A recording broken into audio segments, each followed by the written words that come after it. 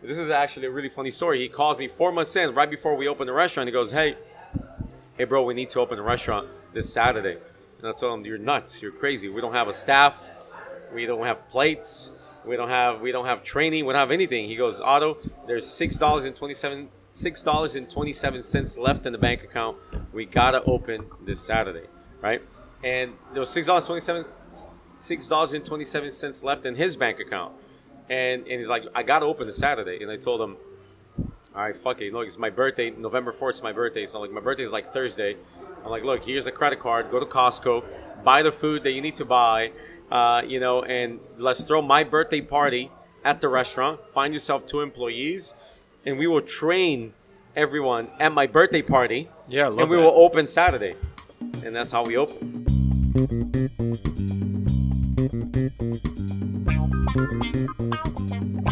Ladies and gentlemen, welcome to a brand new. You like that, ladies and gentlemen? That was good. I feel like we're in a basketball game of some kind. Yeah, something like that.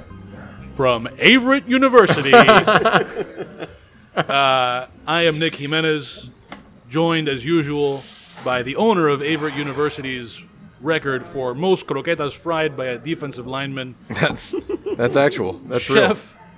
Chef and James Beard Award semifinalist Oof. in the category of Best Chili South.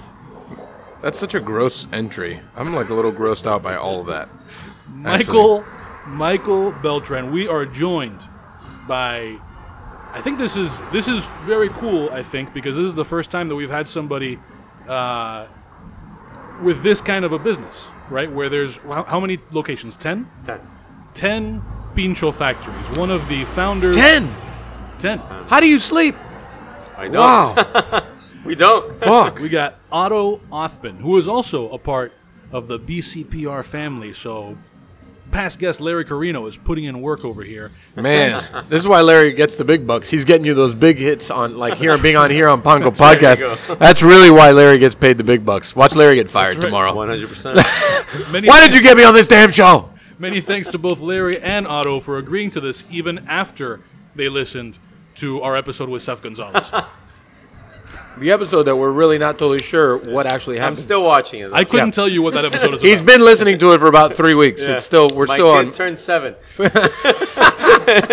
we're still there. Started when your kid was 5, and now is 7 years old. I get And I it. missed his birthday. Trying to finish this thing. Just listening to the thing. Wow, welcome. Yeah, thank you, man. Appreciate it. What's going on? Nothing much. First of all, thanks for 10. I didn't know it was 10 locations. 10 locations. You still have time to be on this fucking shit show of a podcast. I can't thank you enough. It's an honor, man. It's an And honor, your absolutely. second your second cigar ever here with us. Cheers. If you tune in to my Instagram story, you'll be able to see Nick giving a live tutorial about staring into someone's eyes while you light a cigar. That's exactly what it was about. I know it was. I know it was. All right. All right. So what's up? Nothing much, man. You know how just living the dream now. Oh man, living the dream. Feels like we're not in COVID anymore, even though we are in COVID. So That's a good way to put it. We're living the dream of like how last year was a nightmare. right. So this is an actual good dream. Absolutely. So before we even get into like COVID and the Rona and the masks and the things that are happening now and businesses, Right. let's talk about how you even got into this crazy shit of restaurants to begin with. Where did it all begin? From a wee child, were you like, oh, I really want to open up a Pincho Factory one day, and you were like 2? Or was food always a passion or what? Tell me how it started. Yeah, it's a very funny story. So I moved here from Brazil. You know, I'm Middle Eastern descent, both my parents, and we moved here. Out of all places in the world, I moved to Hialeah, Florida. Good for you. Don't ask Good me for how. you. I'm a Hialeah kid. Woo! La I ciudad moved, que I moved to progresa. Hialeah. They are not paying for ads on here, by the way. I've learned the Cuban Spanish. Believe it or not, I speak more Cuban than any Cuban kid I know. Good for you. And, you know, not growing up, I was already 15 at the time, but basically I went to HML. You know, that was my senior year. And then my friends were like blown away by my mom's recipe for the pinchos, the kebabs. It's a recipe that was passed down to her, you know, and then she sort of tweaked a little bit. So it's like a Brazilian Middle Eastern recipe. And in one of these barbecues in one of our houses. Our friends tasted it, and they're like blown they were blown away by the kebab, and that kind of stuck in my head. And I'm an entrepreneurial kid. I've always worked with my parents since I was like literally like 12 years old, 11 years old, helping my dad. Like I've always wanted to open up my own business. And, I went into advertising, believe it or not. So I was a creative director at a big ad agency called Sapient Nitro. So I know Sapient. So I worked for Sapient for they're right down the street. They're down the street. Yeah, no. So I worked with them when they were in Palmetto Bay. Right. And then they were in the beach. So I worked with big brands like Fiat, Chrysler. That's what I did for a long time. But I've always wanted to open a restaurant, that was around my mom's food. Right. Because, it's like, I was actually blown away that people have never tasted that sort of, seasoning / taste profile. And I reached out to, on the 4th of July barbecue, me and my business partner, Nadal, which I'm sure you know Nadal. Yeah. We were taking some shots of tequila. Good for you. And, he was unhappy with his day-to-day on what he was doing. He was working at a restaurant that he was a partner in. He had just invested alongside me and another family friend. And then I told him, look, man, I think we should open our own restaurant, with some of my mom's pinchos, kebabs. And I'll do all the marketing, all the advertising. You do all the cooking, because I really can't cook for shit. And, it's not really my thing. Cooking is not really, I love food, but it's just not my thing. You like the eating portion. Right. That's Exactly. There's nothing wrong with that. But I'm more of an entrepreneur. I like business. I like starting businesses. So, we created a whole menu that day. And then literally 2 days later, he called me. He goes, hey, were you serious about, starting a restaurant? I told him, well, we were drinking, but, why? What's up? What are you doing? He goes, no, I already met with 2 landlords. He goes, I already went with 2 landlords. I'm really serious about this. And I said, fuck it. If you're down, I'm down. Like, I've always wanted to do this. So, that's how the whole thing started. We put, $77,000 between me and him. And we actually forced his little brother, Nizar, to be our third co-founder, because we needed his cash, and we needed help because it was just the 2 of us. So we just wanted his money. Yeah, we wanted his money. Love that. Well, but Nizar ended up being an amazing piece of the puzzle for our success, and we went to town, bro. And we couldn't even open anything in Hialeah because we couldn't afford it. We couldn't afford a real estate. Everything was super expensive. This was in 2010, and we needed to find a second-gen restaurant. We only had $77,000. So we ended up finding a location on Bird Road, which is our Westchester location. Yep. And that was our first spot. $77,000 in a dream. Wow. So, yeah. Bird and what? I'm sorry, Bird and what? Bird and 98th. That's right. I want to note a little connection here. I also did very brief work for Sapient Nitro. I had a friend who was working at Sapient Nitro. This might have what was the time frame that you were there? I was there from 2008 till 2013. Okay, so this would have been somewhere in there. A friend of mine needed help. She was working on on a Dove chocolate campaign. Ooh. And asked me if I would write some of the new Dove chocolate wrapper messages. And so, if at some point in the ensuing years you were inspired to treat yourself or engage in some self-care in the form of a bubble bath when you opened your chocolate, that might have been because of me. So you're welcome. Amazing. Do you really have one-liners on Dove chocolate wrappers? 100%. Well, I mean, they might have changed them by now. This is the best information I've ever learned about you. Why would you wait till now? I actually worked on the Dove chocolate campaign. There you go. I did actually flew to New York to shoot a whole thing but I handled the interactive part, all the ad banners, all the microsites, all the animation. I actually went to New York to shoot with some folks last minute. That was funny. So we probably worked on the same campaign. So it was basically, worked on the campaign is a little generous, but it was basically like she just needed a favor, and I was living in Wisconsin, and it was too cold for me to do anything else with my time. Oh, wow. And so she basically got in touch and was like, hey, do you have time? Like, I need help. I'm overwhelmed here. This is it's a stupid task, but I need you to organize these messages into health and self-care and indulgence and whatever. Do you remember any of these things you put on the wrappers?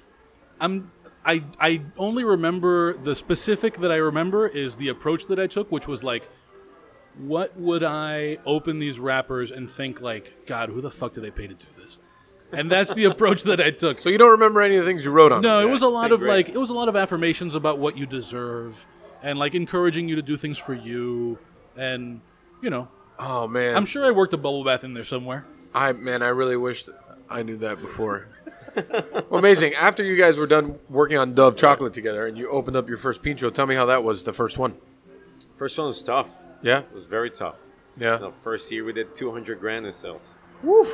That is tough. That was tough. But ignorance is bliss, brother. Yeah. We didn't know. We didn't know better. We thought, okay, what a great year. Yeah. You know, we'll keep going. Yeah. Keep going. Nidal, Nidal and his wife Crystal were 50% of the staff, for the first year. Worked very hard, busted his ass. We would not be here if it wasn't for all of the hard work that they put in the first year. I still kept my job at Sapien full time until we opened Gables. When we opened our Coral Gables location and we sort of had much better sales, that's when I quit my career and I jumped on board. But it was crazy. This is actually a really funny story. He calls me 4 months in, right before we opened the restaurant. He goes, hey bro, we need to open a restaurant this Saturday. And I told him, you're nuts. You're crazy. We don't have a staff. We don't have plates. We don't have training. We don't have anything. He goes, Otto, there's $6.27 left in the bank account. We gotta open this Saturday, right? And there was $6.27 left in his bank account. And he's like, I gotta open this Saturday. And I told him, all right, fuck it. Look, it's my birthday. November 4th is my birthday. So my birthday is like Thursday.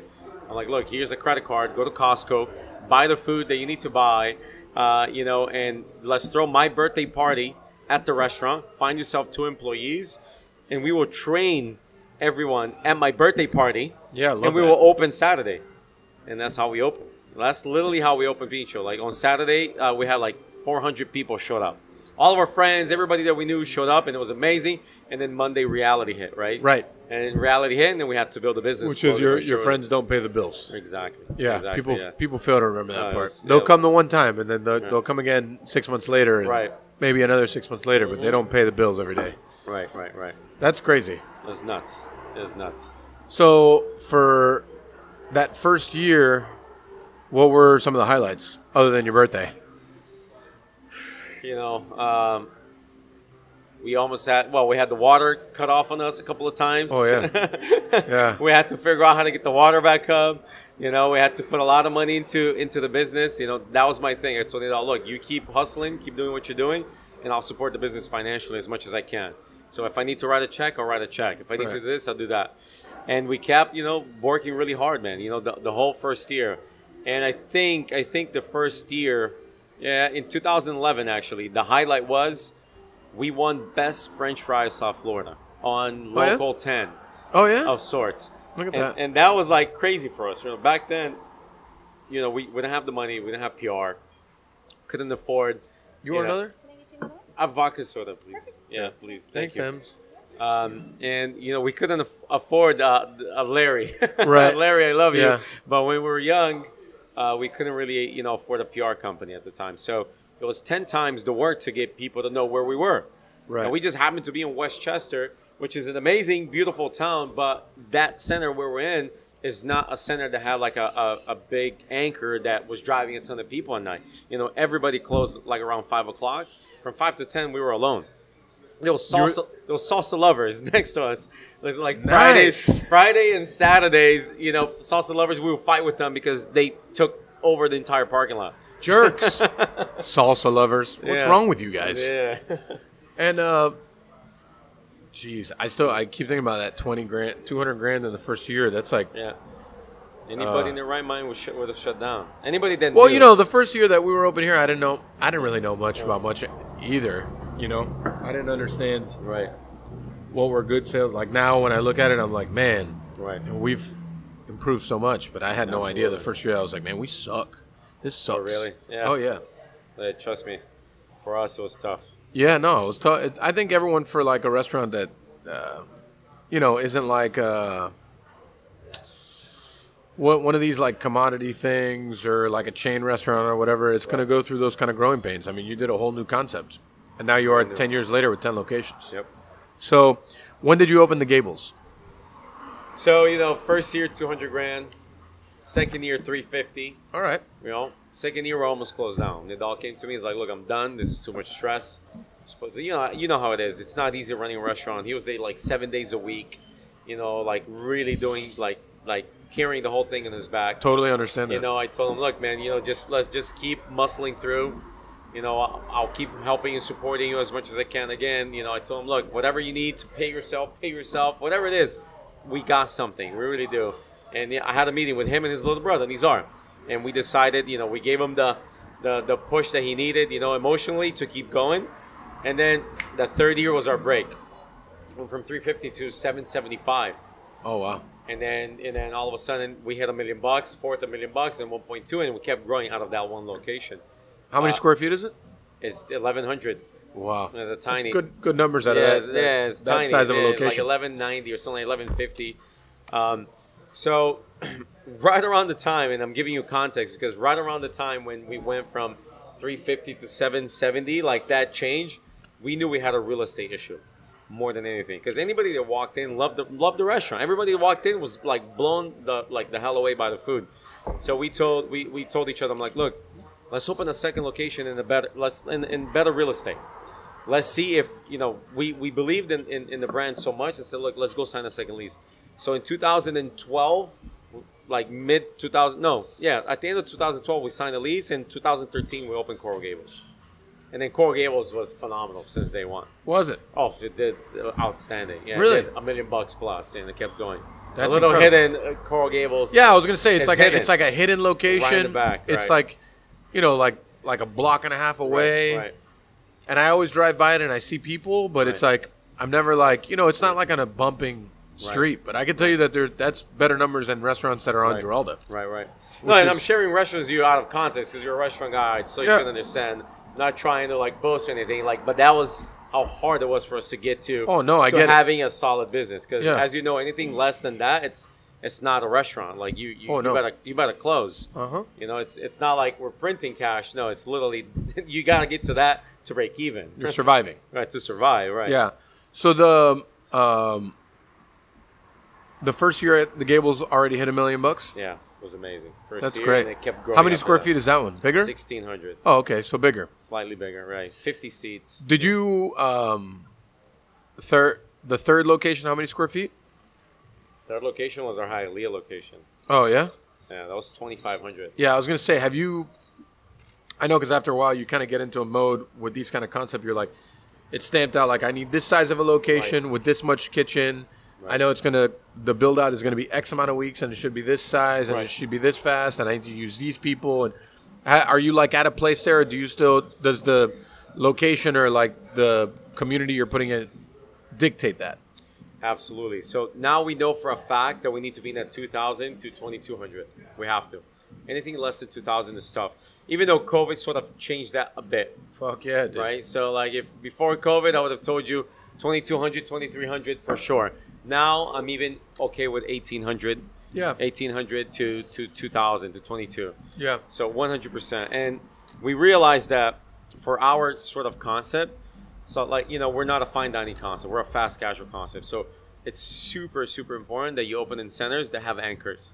Because, you know, that's just, you know, we don't have the budget. We don't have like the PR, you know, like that a fine dining restaurant would get, you know, and we can talk about PR in Larry, cover your ears.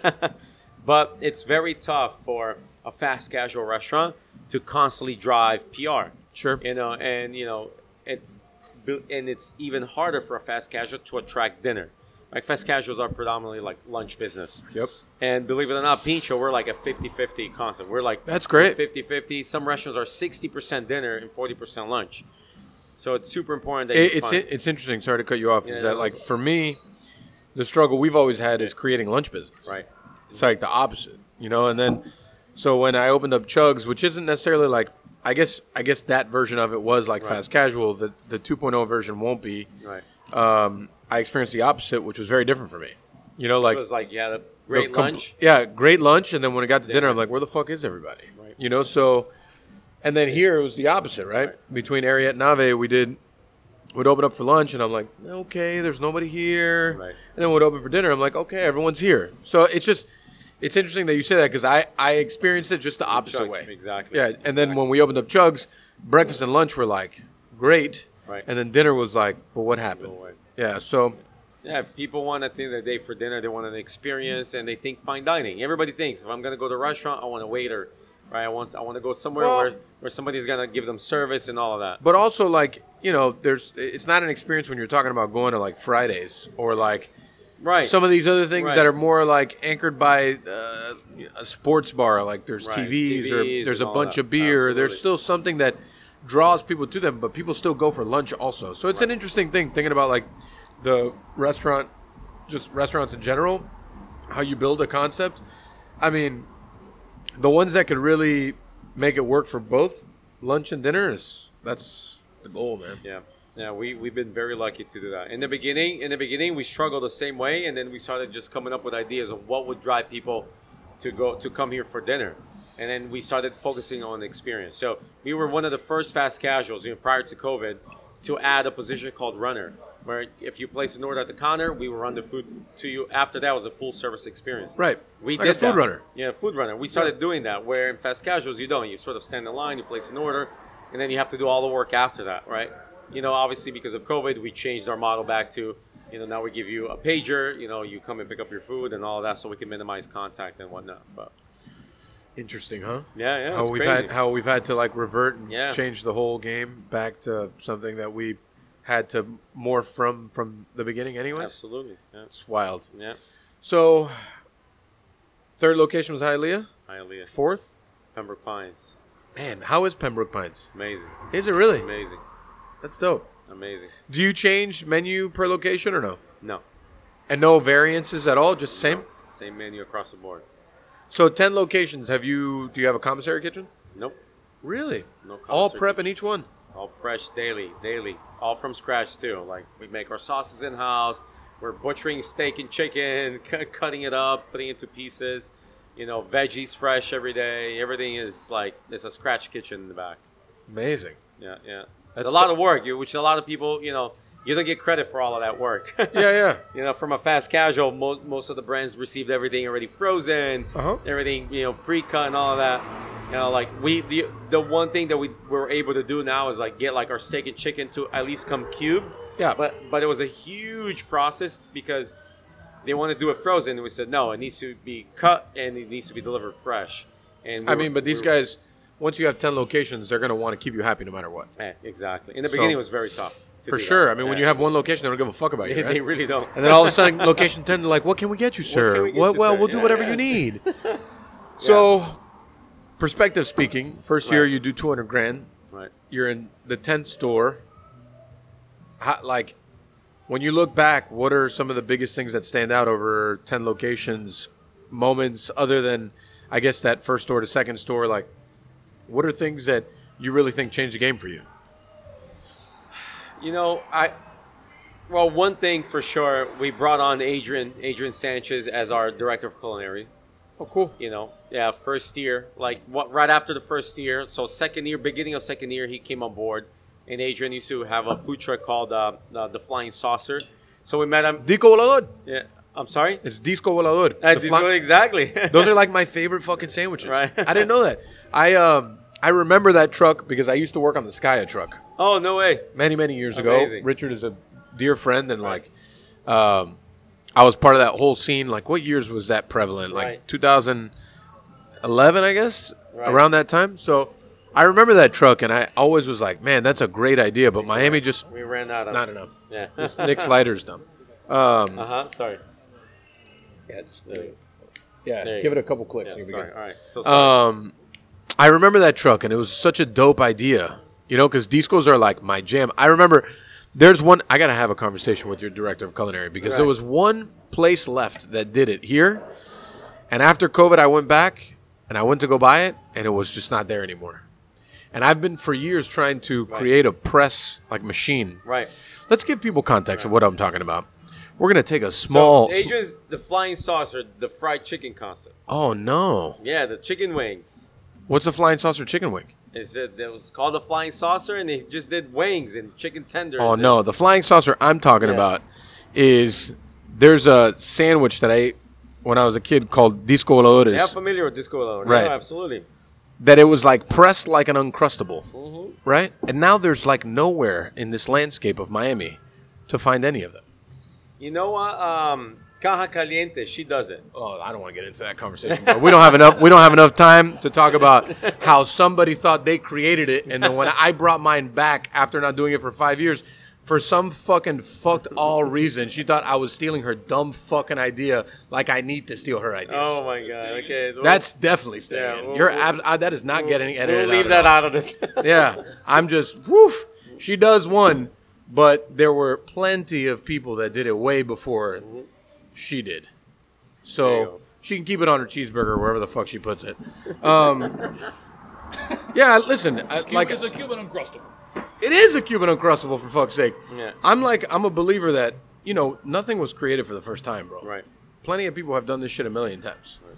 So when she accused me of like stealing some idea from her, I sent her a newspaper clipping from 5 years ago when I did it for my first brunch ever here, and I was like, listen, this is me just paying homage to someone who did it 40 years before I did. Right. It just doesn't belong to anyone. But if you want to keep on your high horse, you're more than welcome. There you go. We're keeping that in, Nick. Listen, I'm all about keeping the things in. Yeah, I know. I'm just saying. It's just like it's stupid to think that it's like me coming up with like an interesting pincho, right? And then I'm like, what the fuck? Yeah, and then you're like, I created Pincho. Like you created Pincho Factory, but not the Pincho. You know what I'm saying? Like it's just kind of ridiculous. It didn't make any sense to me. But anyways, I don't care. But yeah, like I don't actually good people. I can't find anyone else that can do that. And the place that I grew up eating it, they no longer make them. Where La Palma. Okay, and why? I have no why idea. Did it disappear? I have no idea. I went back and just like went to the Ventanita, got a coteito, and I was like, oh, let me get a decolor of ham and cheese, and sometimes I get it with egg or whatever. And they were just like, no, we don't do them anymore. I'm like, what? Why not? They're like, oh, because of COVID. What COVID? Did the deco get Rona? Like I don't understand. And I was just like, whatever, and I just dropped it. There you go. We've done several variations here of that thing. I'm really interested to find out what because I remember the truck, but I thought the truck did sandwiches, and they never did those. I don't think so. No. Crazy. Yeah. But yeah, so that was one of the things that, going back to your question, that was like really upped our game in terms of a restaurant, restaurant group. We're a bunch of kids that really didn't have that much experience in running multi-unit, restaurants. Right. And, but he began when we only had one location. He helped us open up the second location. And then, bro, once we opened our Hialeah location, we brought on, the help from different people, like different, Danny Surfer from Blue Collar helped us out, people that we know. Former Pancom podcast guest, Danny Surfer, and also Yo-Yo Extraordinaire. There you go. So he helped us out. There's a lot of people that actually did help us out in the beginning, so we can start opening up the second and the third. And I think really I know this is gonna sound cheesy, but like, the love that we've gotten from South Florida as a whole, that's what made all the difference. There's nothing cheesy about that, man. Yeah, there really is, because like we were like this tiny little brand, that we're on Bird Road in 98th, and we became like a beloved brand by everyone, and from little things that we were doing, like either competitions or events or not, little by little. So when we opened Pembroke Pines, believe it or not, it was one of our biggest openings. Everybody in Pines already knew who Pincho Factory was, as a brand, and like there was lines out the door. Amazing. Hialeah was insane, right? Like, so it's really amazing to see like a restaurant open up 30 miles away from the first location, and just like do phenomenal. I think it's very interesting how Miami is. It's like it's huge, obviously, but it's hard to get from one place to the next, even though like it really should only take like 20 minutes pretty much. Right. But some people don't want to go that extra mile. Mm-hmm. And if you open up in their neighborhood, they will come. Absolutely. It's very, very interesting to me. Like, I've experienced with so many of my friends that have opened up, they took a concept that may have been in Wynwood and they took it to Westchester, or they took a Westchester concept to Miami Shores or whatever. And when they did that, people just came because they always wanted to go, but they never got around to it. And depending on the actual concept, it's, they can't get there for lunch, or they can't get there for breakfast, or they can't get there for dinner. I don't know. Everyone's life is different. So I find that very interesting. We learned that the hard way, by the way, because we had a Bird Road location, our first. We opened one in Flagler, like West Flagler. And then our sales in Bird Road took a hit right after we opened our Flagler location. We're like, what the fuck's going on? Right, they stopped traveling. And because they're like, these were all the people that were coming from Hialeah and Miami Lakes and Doral they were all going to Bird. They're Right. like, oh no, now we're going to Flagler. They're like, we don't have to go to Bird anymore. Right. Because they were coming from far away to the restaurant, which was like, pretty, I mean, hindsight, obviously we wouldn't have opened Flagler, but now we have 2 amazing locations. But in the beginning, it was like pretty. Listen, like, if you're on scary. Bird Road, go to the Bird Road location. If you're in Flagler, go to the Flagler location. Everyone else, just go to all of them. Go to all of them. There you go. Yeah, I mean Bird Road and Flagler. I mean, it's Flagler and what? In 92nd. And then Yeah, Bird I guess- is in 98. It's like I 3 guess, miles. I guess they're kind of close. Yeah. I guess so. Not that close, but 3 miles. We thought they wouldn't compete, but they did. What was the thought process in that? Just that you didn't think they would compete with each other? Yeah, we had a great opportunity, Right. to open up. Got a really dope location, and it was a second-gen restaurant. It was going to cost us a lot of money, and they were 3 miles away. We're like, okay, cool. There's this whole world here that. Have you? Here's an interesting question for me specifically. How many spaces have you built from zero, from a box, and how many have you taken second-gen spaces from? 2 of them were from zero. How is that for you? They're the best 2.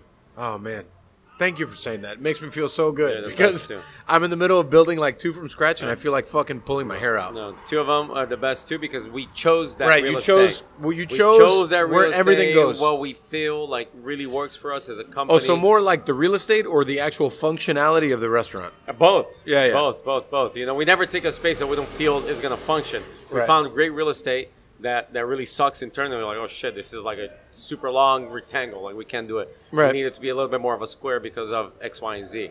So the 2 locations, which is Hialeah and Kendall, are the 2 locations we built from scratch. It costs us more money to build them. Yeah. But they're the 2 that have the highest volumes.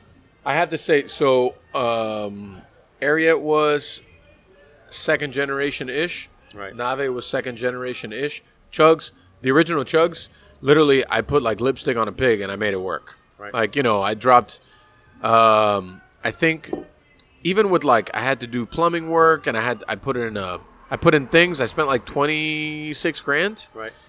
and I got it up and running. Right. And it was... You think it was tough because you took a second gen space? Well, it was tough because the volume, it couldn't deal with the volume that it was doing. Like, we couldn't capitalize on the volume that we were getting because of the space. I mean, you're talking about, like, the kitchen was a closet, and I had That's the issue that we run with all of our second gen. Right. Every second gen, because we had to work around it, is Right. the ones that we can't handle the volume. 100%. And then sometimes that's the volume they like. You have to capitalize on that dinner rush, and then I can't. Right, we can't as a group, and that sucks. Chugs was Right. literally, you could put like 1.5 humans in that kitchen, Right. and it was a small, like, Right. 16-inch flat top, a 4-burner, a fryer, and on Sundays we would do 450 covers for between like 8 a.m. Wow. to 2. Wow. And it was, That's and it crazy. was, it was That's crazy. crazy. It was That's some of the crazy. craziest days of my life. Crazy. And that's why we closed it and we made it bigger. Right. We believe in the concept, but now it's a totally different thing that I've never dealt with, which is like building from scratch. We demoed the whole thing. We Are you trenched the doing it whole as a thing. fast casual? So, again, this is probably the most complicated concept that I ever came up with without it trying to be complicated, but it is because it's got In what aspect? it's got form of both. So it's a restaurant within a restaurant. There's a grab and go Okay. and a ventanita space, which Right. was like what the original Chugs was, and there's a dining room with a full bar, liquor, and the whole nine. Okay. So it's got both. Like it So can it's like- capitalize on all the demographics from 8 a.m. all the way to 2 in the morning, Amazing. which is something that it sounds great in theory. You're talking about Pandemic proof.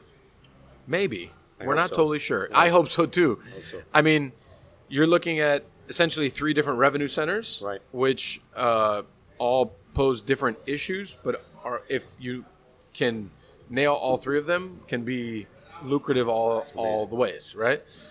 So, but then it's also functionality, efficiency, cost effectiveness. How do you drive the traffic you need, get the check average you need, and do the numbers you need to do on a yearly basis to basically run an operation that's open for almost 20 hours a day? That's crazy. It's crazy. Where are you moving it to, or It's the same place. We just knocked the wall down, guys? So you're expanding it. expanding it. So Because it went you from could- 700 square feet to 20. 700, dude, you're nuts. It was 700 square No, feet. that's crazy. I know. I'm aware That's now. crazy. I thought at the time it was a great idea. That's crazy. 700 that square doesn't- feet that- to then You should have 2,400. called us. We would have told you. Thank you. Yeah. We would I have didn't- told you, like, At nah. the time, well, you know, like, love you, but no. well, when that happened at the beginning, my partner calls me, and I'm actually with Gio, Pastelito Papi, and Justin, my chef partner at Nave, and we're in New York, and just like eating for like 26 hours. That's all we did. Best. And he was like, "Hey, look, the space is available. They want to do a pop up there. What do you think?" And I'm like, "Fuck yeah, let's do it. How big is it?" I used to eat breakfast there, so I knew the space, and I liked the space. Right. And I was like, "Man, I'll make it work. Whatever. Let's fucking figure it out." Whatever. Oh, it was painful. There you go. Painful. But now it's going to be 2,400 square feet. I've built it all from scratch, but it's a lot. Where like, was your walk-in cooler? no walk-in cooler. Oh, it was reach-in? Two reach-ins. That's how we are on Bird Road, and it's painful. Oh, who are you telling? Reach-ins. Yeah, we don't have walk-in We cooler. did all the heavy prep work here. Right. Oh, okay. Because you we have a this- commissary kitchen, Yeah. and we shipped it every day. Yeah, so- we don't have that luxury.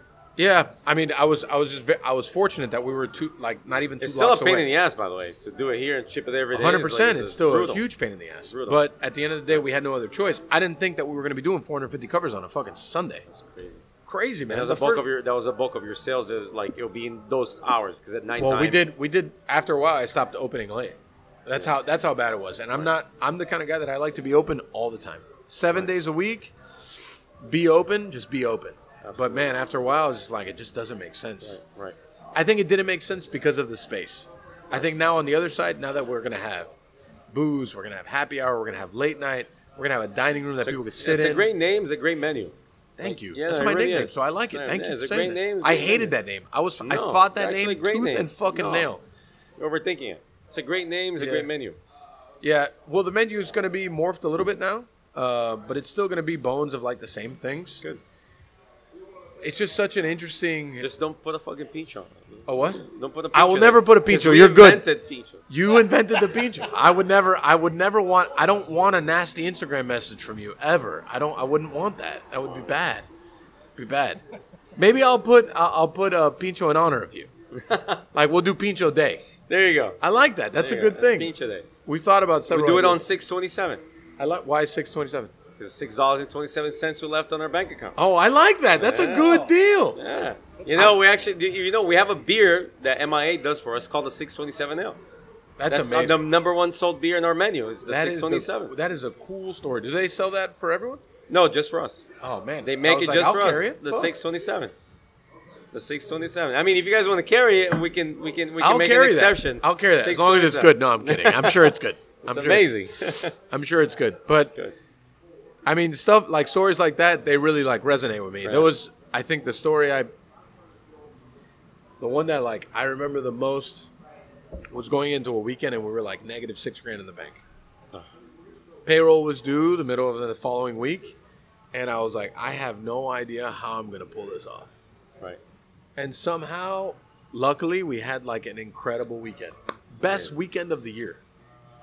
Totally took us out of the shit. We totally like, I don't know how we fucking did it, man, but we did it. It's crazy. And it's shit like that it's like, man, sometimes if it's meant to be, it's meant to be, no matter really what. is. And $6.27, that's No, it's wild, man. It's wild. it's wild. The things that we had to do in the first 2 years, it's unbelievable. Like I can't even, Tell me the best one. I mean, like to me, the craziest one was literally Nadal. Like, God bless him, because he had to deal with most of these headaches. Because I wasn't there in the first year, and Nizar's little brother wasn't there the first year. But literally, our water got cut off. Yeah. In the restaurant, you can't run a restaurant without water. And I'm pretty sure, I'm not sure who was, but somebody went and illegally opened the water for us. Just Good so we for them. And just so we can keep running. And then later on, like the next day, we went and paid the water. It was crazy because we were out of money.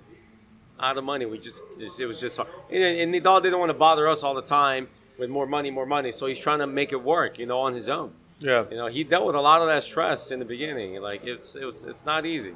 No, I'm It aware. takes a specific kind of human to be able to deal with that. I feel Nadal on so many different angles. Right, That's for sure. right. He really did. It's the beginning, the first 2 years of something that like that Right. is always the toughest. Absolutely. You deal with the days that I'm sure he saw like not many guests coming through the door, I used to go after work. I used to leave Sapient. In the first 6 months, I used to leave Sapient, and because of my birthday party, remember I told you, there's a bunch of bottles of fucking vodka that people brought for my birthday that we just put in the office. So I would go after work every night, and I would just hang out, me and the dog, and just sit down and I'll have a drink. And I'm like, all right, cool. And nobody would walk in for like 4 or 5 hours. Yeah. And we even got a couch in the corner, and we had Uno, so we would play Uno. Uno. We would play Uno. Love that. We would play Uno and drink, play Uno until, hey, how are you? You definitely did grow up in Hialeah for sure, man. playing Uno in the back when you guys were bored and drinking vodka. That's for just sure. waiting for people to show up. It's nuts. But look at where it's gone. Knock on wood. I know. Thank I know. God. Yeah, it's amazing. So, 10 locations, 10 years. 10 locations, 10 years. What's next? You know, so we changed our name from Pincho Factory to Pincho, Okay. Why? right? Because when we would travel and we go to these conferences, talk to investors and whatnot, nobody ever understood what, like, literally people would read our logo and be like, oh, what do you guys manufacture? And I'm like, no, nothing. We're a restaurant group. Because they don't know what Pincho means. Right. So if you're American, I mean, not saying if you're American, if you don't understand, because we're all American, but if you're not Hispanic and you don't know what Pincho means, you read it as Carlos or blah, blah, blah factory. Yeah. You literally read it as something, whatever the name was, factory. So they thought we were a factory. So I said, okay, we got to stop this. You know, we want to grow this thing. We really want to stamp out, like, we're super proud about South Florida as a whole. And we want to be that fast casual that makes it out of here, you know, and really sort of carries all of the flavor and the vibe that we bring as a concept. So I literally jumped on a plane. I bought a ticket. I went to Chicago here. I literally stood in the middle of the airport with like 45 different people. I went to 45 different people with signs. Like, hey, I'm a student. I literally lied. I'm like, hey, I'm a student. I would love for you to guess what this is. You know, I've designed a logo. I would love for you to guess it. And I'll show them Pincho Factory. Not even one person would guess that it was a restaurant. Pincho Factory Burgers and Kebabs right under it. Pincho Factory Burgers and Kebabs. They wouldn't guess it. So I was like, fuck, we have a problem. You know, I can't open up in D.C., in New York, or whatever the hell we're going to go next. We can't really open up with Pincho Factory. I'll show them Pincho Burgers and Kebabs, and they were like, oh, that's a restaurant. Got it. So because when you're saying Pincho Factory, automatically people thought blah, blah, blah factory. So, oh, you're manufacturing burgers. Or you're manufacturing kebabs. Or you're manufacturing skewers. Or whatever the hell people say. Very interesting, man. Yeah, it's crazy, right? But if it was Burger Factory or Taco Factory or Well, whatever, I love the approach, right? Like, I don't know if I'd be that direct. Be like, hey, what the fuck does this mean? You know, like that's... The first two people shut me down.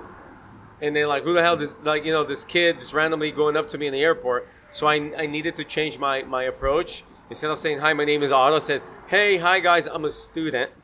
The moment I said I'm a student, I would love for you to guess. I'm a designer. I told them I'm a graphic designer at the Art Institute or whatever the fuck I told them.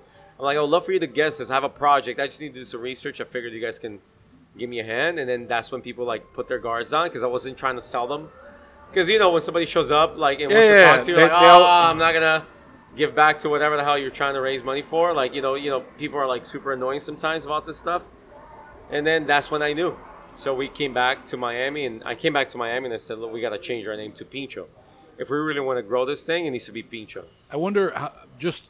Nick, welcome back to the podcast. I thought you fell asleep over there. I mean, I did while you were talking earlier, and then... Yeah, it was just me, right? Yeah, you know. Monotone voice. Right.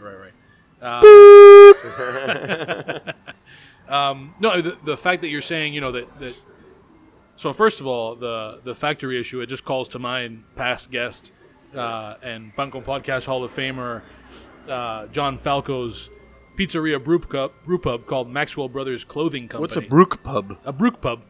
Maxwell Brothers Clothing Company.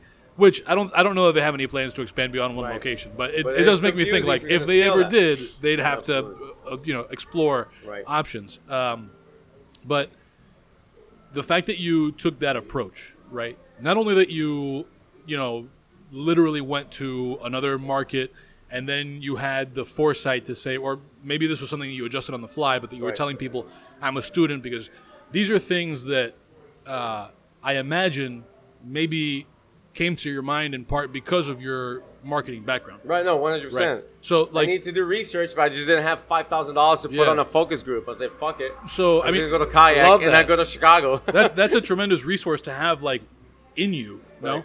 So, I wonder, like, are there other times that come to mind that background came in especially handy? And 1,000,000%. And what do you see, like, in the market, whether in Miami or out of Miami? Because I think that's something, in the same way that, like, somebody who's been cooking their whole professional career would have things occur to them that wouldn't occur to you, the inverse is true also. Like, you probably see people doing things that you're like, man, if that person knew what I know, or so you can name names or not, but just like whether specifically or broadly, like, what are things that you see out there that you think, like, this is a very common mistake among those restaurateurs who come from food? Because when you're opening restaurants, it's all the things. Right.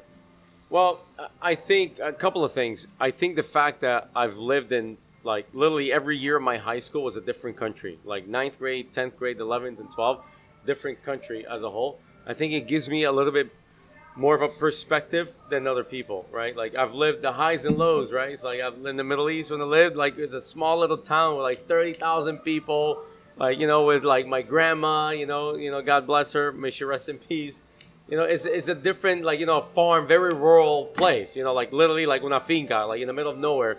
You know what I mean? So I think that was the first Spanish that came up, and you were not lying. You speak Spanish like you grew up in Hialeah. I know, I love it. 100%. He came all the way up to Hialeah. 100%. So I think more than my background as a creative director and sapient, I think it's just like just having different perspective from life as a whole. I think gives me like a little bit of a different way of a different lens to look at things, right?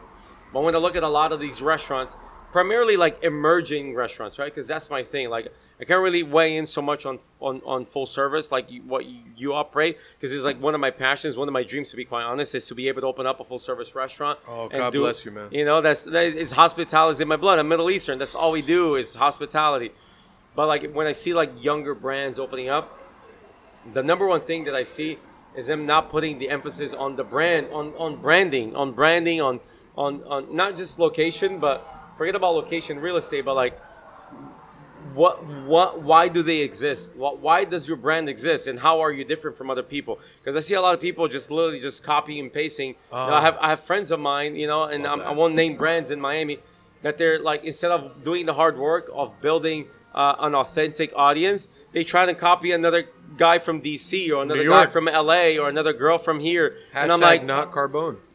And I'm like, and I'm sorry. And I'm like, no, that's fine. That's actually hilarious. Weird feud, you guys. But I don't have a feud. But you know what I mean. So when I see that, I'm like, dude, like, if you really want to be authentic, you got to be your own thing. Like, I literally had a friend of mine tell me to my face, like, oh no, instead of designing the whole website and this and that, I'm like, I'm just gonna copy so and so. I'm like, why would you do that? No offense, you know, why would you do that? Gross. Like, if you want to be unique, you gotta be different. And then if you are different, people are gonna respect it. If you just want to do, like, if you have a dream and a thing that you want to represent, like, why the fuck would you copy anyone else? Absolutely. Like, I don't know, man. It's interesting you say that, because, you know, a big thing for me is I talk about, if you're gonna open up a restaurant here, I feel like I want my restaurants to be an experience you can only get in Miami. Absolutely. Each one of them are very unique to themselves, right? And each one of them are something that, I mean, I have individually thought of, hopefully from start to finish, in every which way. Right. And as maddening as that is, it's still something that, like, I'm very proud of. You know, like, Absolutely. Ariad is a food, feel, a restaurant that you can only have in Miami, and only in this location. It as far as my brain can see, will never be duplicated ever again. And I like that. That's what I want. You know, and I think about all of our concepts that way. Right. Chugs, like, even when Chugs closed and started renovations, there was other people that approached us about opening up another Chugs, and I said, no, I do not want that. Right. We got to make sure the first one works. The first real one, right? Because the pop-up was just a pop-up. Right. 700 square feet is not shit.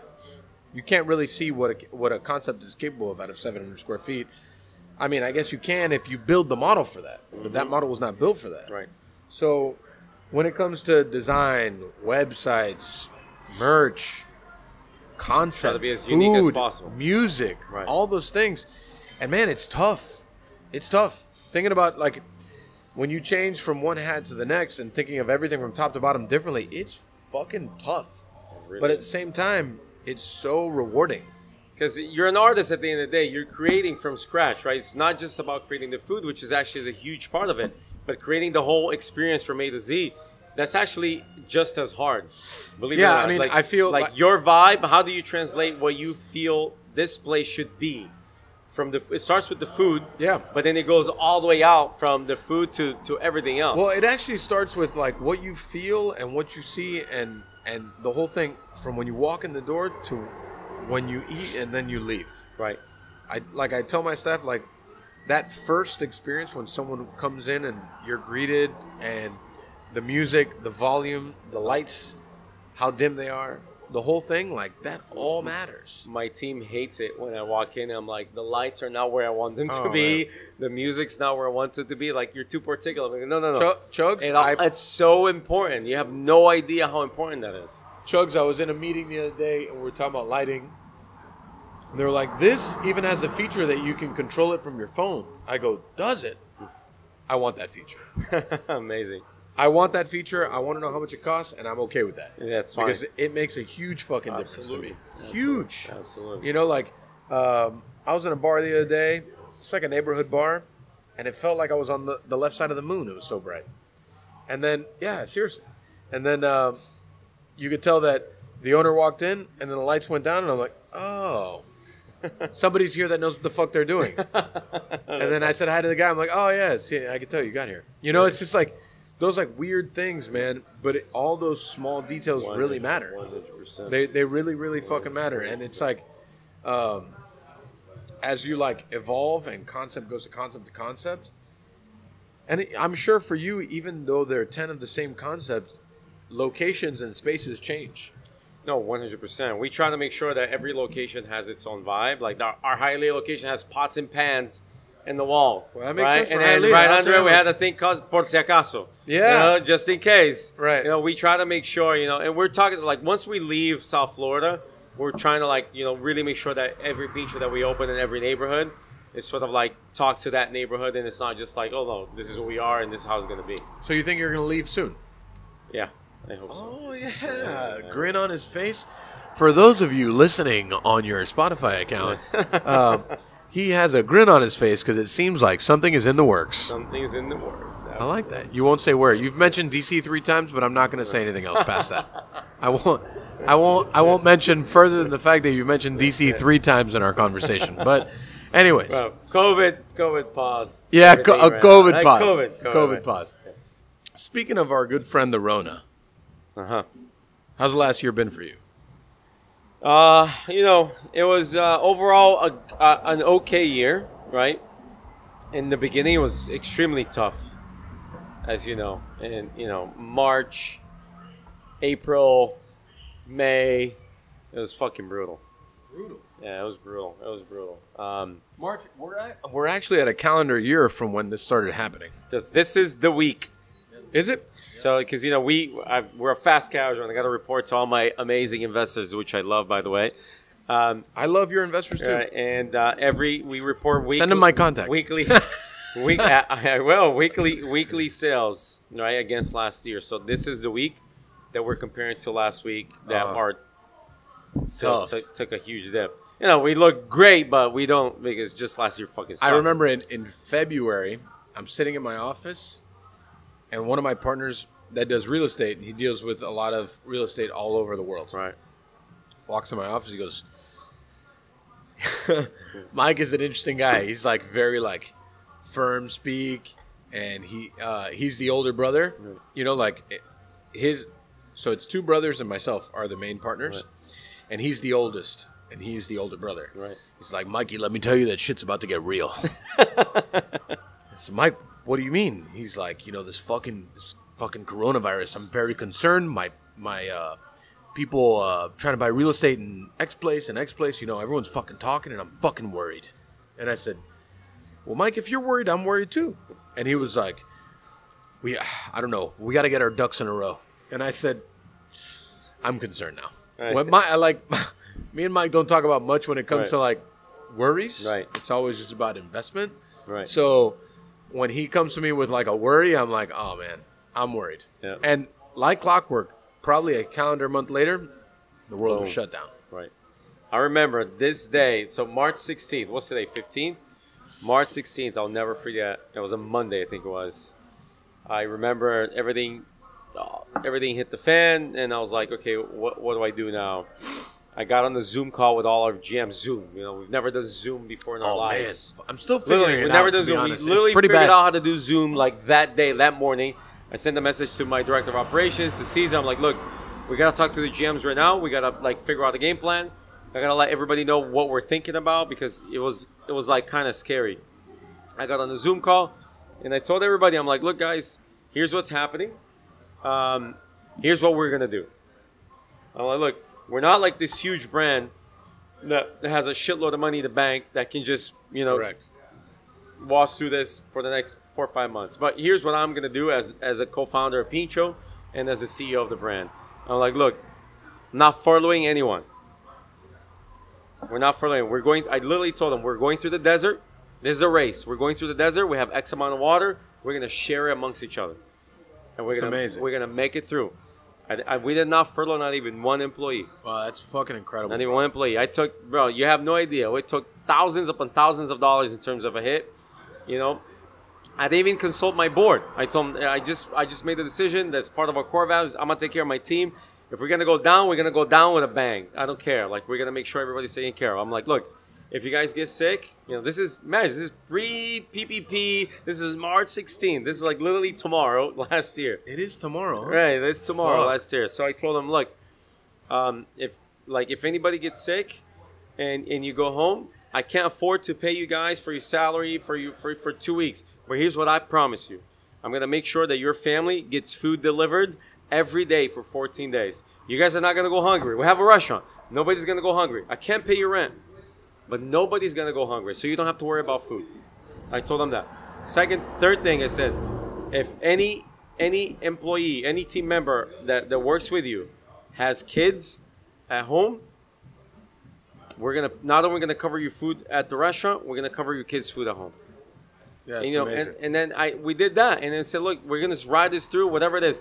And then believe it or not, we were the first brand in South Florida. I said, look, my boy owns a pizza shop in DC called And Pizza, and I keep saying DC because I have lots of family and friends there. Super weird. The DC connection comes up once again. They did something for hospital workers and first responders. I told my friend, look, I can't afford to just give free food for everybody. We just simply can't. But here's what we're going to do. We're going to give 50% off for first responders and all hospital workers for as long as we need to, just to make sure that we're taking care of our community. And believe it or not, that's what saved us. You know, to reflect, it's crazy. It's tomorrow, right? Yeah, it's tomorrow. Man, fucking A. So, today's Monday, Tuesday, and then everything shut down on Wednesday. Right. That's right. Right. So, Tuesday, I had not sat down at Area to have a meal in 4 years. Yeah, I hadn't eaten in that restaurant in 4 years. And so all the Corona stuff started happening in the news and the mayhem and all this shit. So I was like very depressed. Right. So I sat in front of Ariette and I ate dinner alone. Wow. I mean, I think we did that last night like 24 people. Wow. And I sat down and I ate, and I was just like reflecting on like the progress we've made in 4 years, Right. and the food and all those things. And it was a great meal. Right. You know, I was super happy with the meal. I knew that we had work to do, but it was still a great meal. My chef de cuisine that's here now, he's been here through the whole thing, and God bless him, he did an amazing job.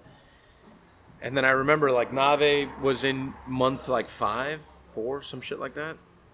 And it had experienced like a great opening, Right. like something I had never experienced before, Amazing. even with previous openings that I had worked at.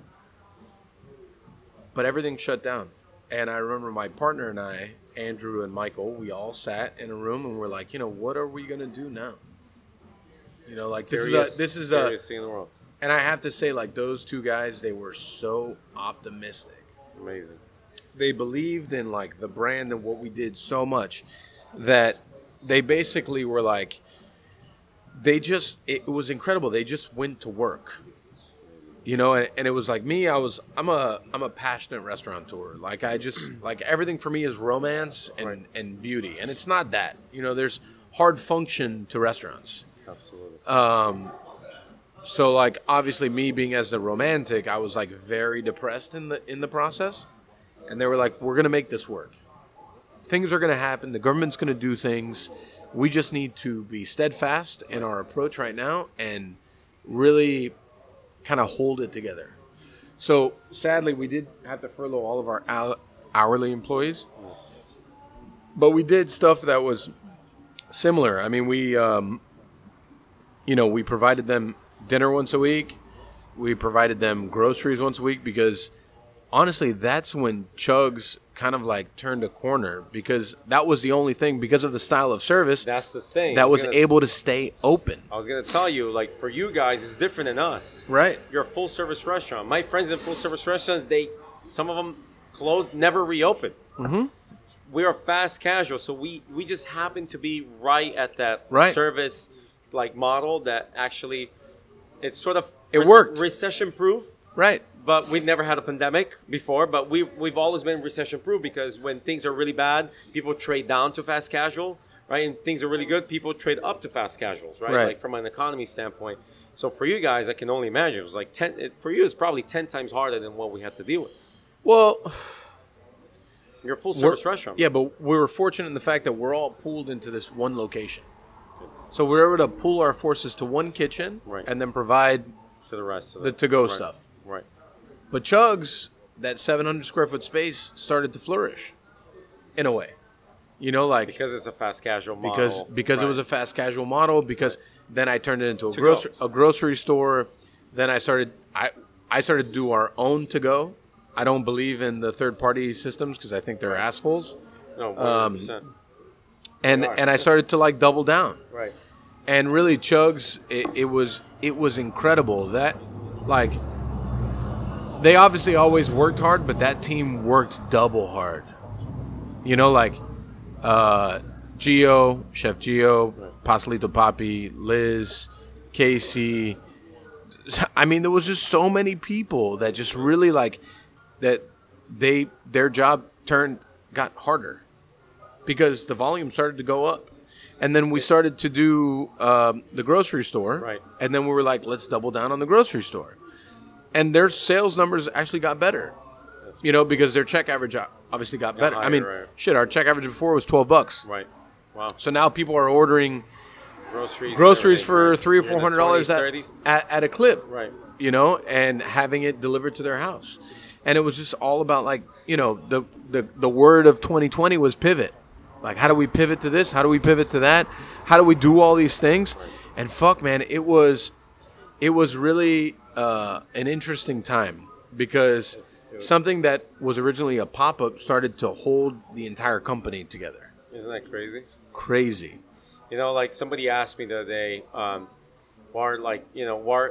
what is one of the big lessons they've learned about 2020? And I'm like, the importance of our people. I mean, like, dude, like, bro, I remember, I don't know if you remember this. You want another? Yeah, if you don't mind. Yeah, I got you, bro. Yeah. I remember walking into restaurants, and we didn't know COVID. We don't know what the fuck COVID was. And everybody's so scared. I'm like, what is it? Everybody was scared. And the team for Pincho, everybody was so scared about it. I actually shut down the restaurants. I moved on to like a takeout window before Miami-Dade even told us to, right? Because everybody was so scared. I had parents calling parents that, kids that work with us, 18, 19-year-old kids saying, what are you guys doing?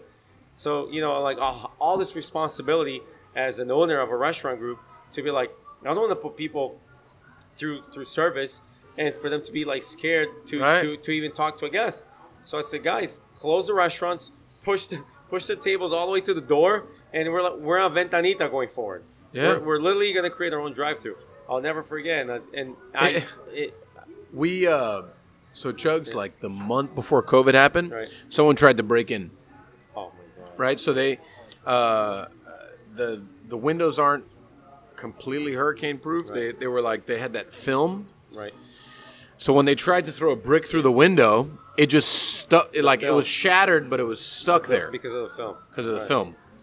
So that door we had to clad with like wood because I was like, it's a pop up. I'm not gonna buy a new fucking door right now. I don't know.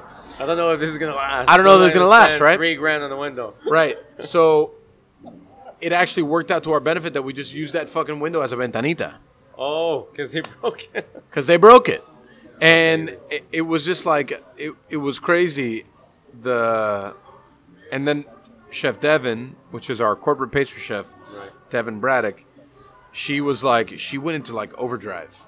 It was amazing. You know, again, it's like the people are so important, and it showed the 100%. importance of the people. Like, so at Nave, they were like, I told them I was like, we're gonna open a grocery store. Like, can we make pasta and sell it by the pound? Right.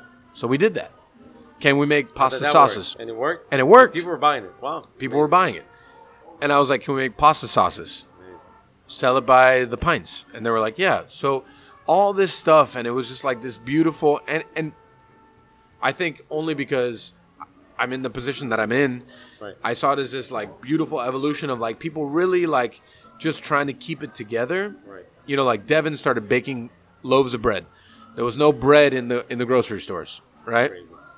She was like, we'll sell loaves of bread. She's an incredible bread baker, but we didn't sell loaves of bread before. So we're going to sell loaves of bread. We're going to sell... Then she started making ice cream. We started selling ice cream by the pint. Justin and the team at Nave started making pasta. We would sell pasta by the pound. It's amazing. And it was like, it all... very cool. And people all bought it through the grocery store. And I think now, like, since...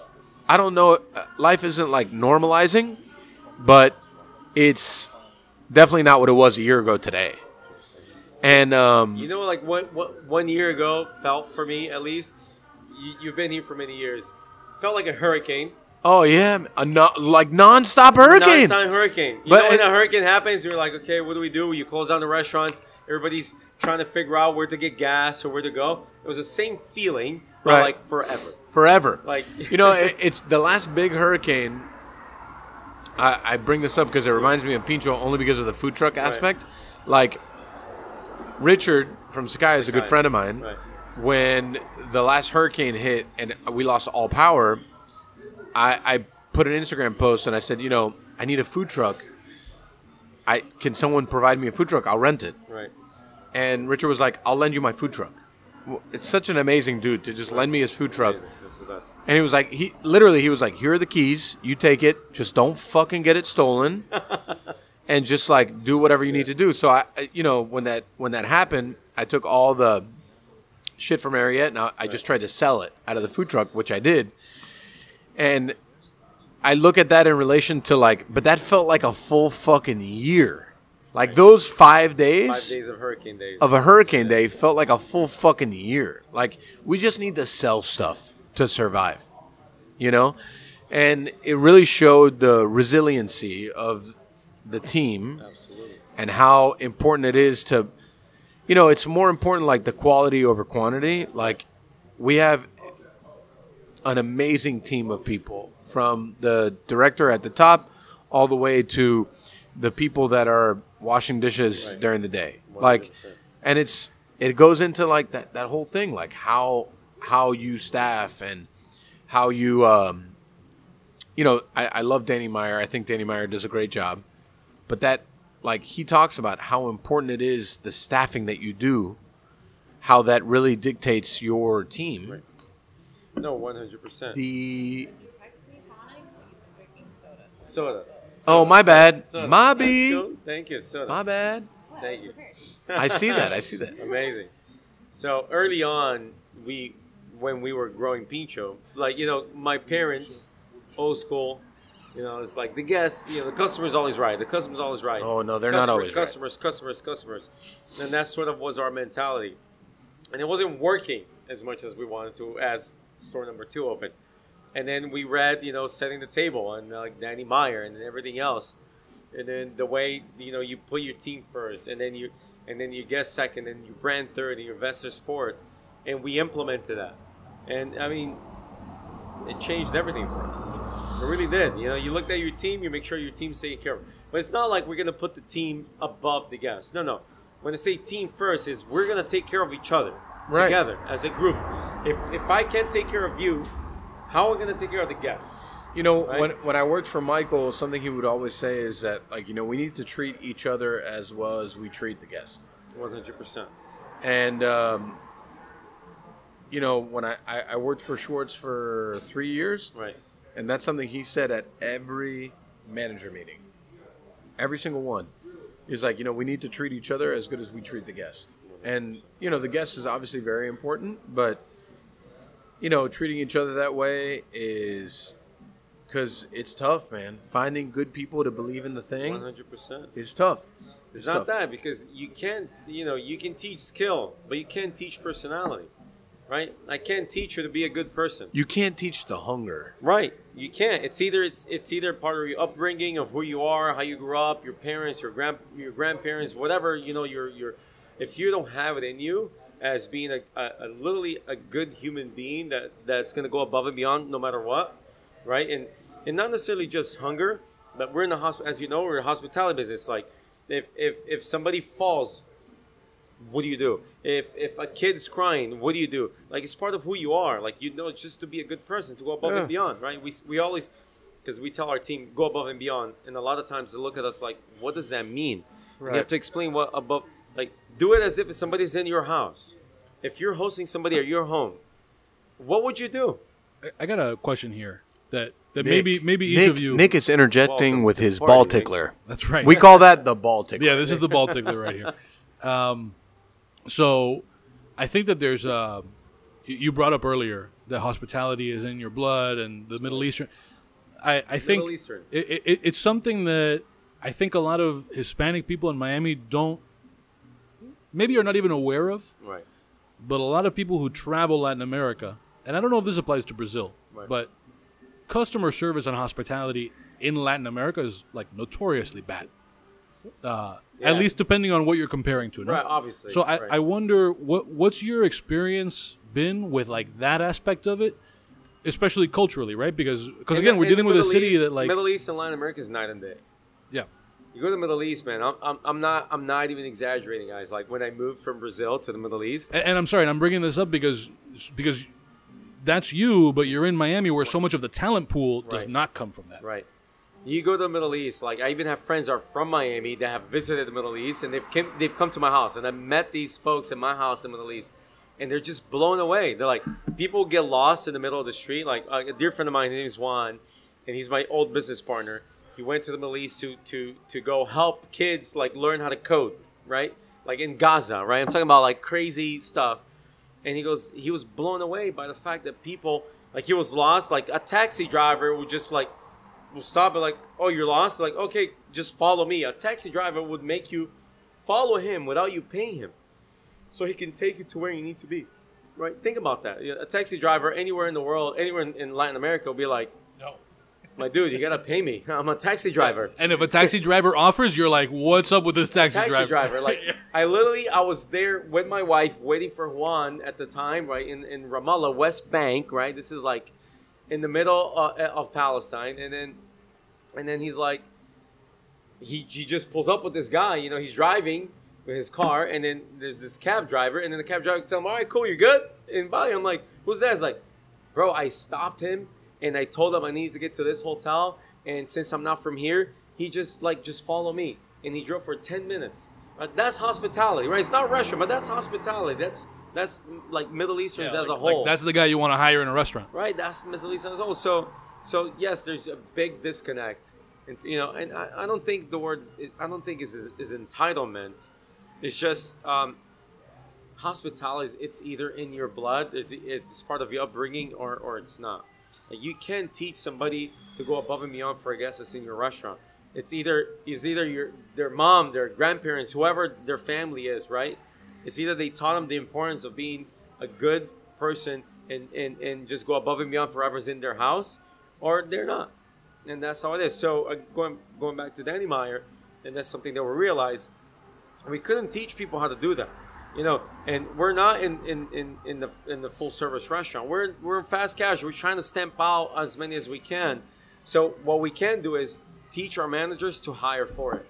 Can't teach you to be a good person, but I can teach our managers to hire a good person. Right. Here are the qualities. So what we call it internally is a Pincho All-Star. So internally, it's a Pincho All-Star, and at the end of the year, we have the MVP awards. So we take the whole, so like our general managers are coaches, right? And that's the mentality. So you're a coach, you're a general manager, but at the end of the day, you're a coach. This is your basketball team, your football team. Love that. Right? And Love that. And you have to develop your team to be an all-star team. That's right. You only hire all-stars, and then you have to give those people, you have to train and develop them to be all-stars. And at the end of the year, we give the MVP awards, right? So the Pincho All-Stars at the end of the year, every restaurant, front of house, back of house. We have 10 restaurants, 20 people. And that's what we do every year. And we take that because it's easier for people to understand, a manager to understand. It's like, okay, this is my goal. It's not personal at the end of the day. It's not really personal. We don't take a strictly business mentality. I just had a conversation with my director of operations right before I walked in here. And I told him, talk to me about, our assistant managers, this and that. And he said, look, they're so, right? We're talking about specific people. They're amazing people. They deserve a shot. Even though they're not up there yet, we just need to spend a little bit of time to develop them. And as long as somebody's willing to learn, we're willing to invest the time. But if somebody's an asshole, you just got to go. Because part of the culture is you can't be an asshole. You got to take care of each other.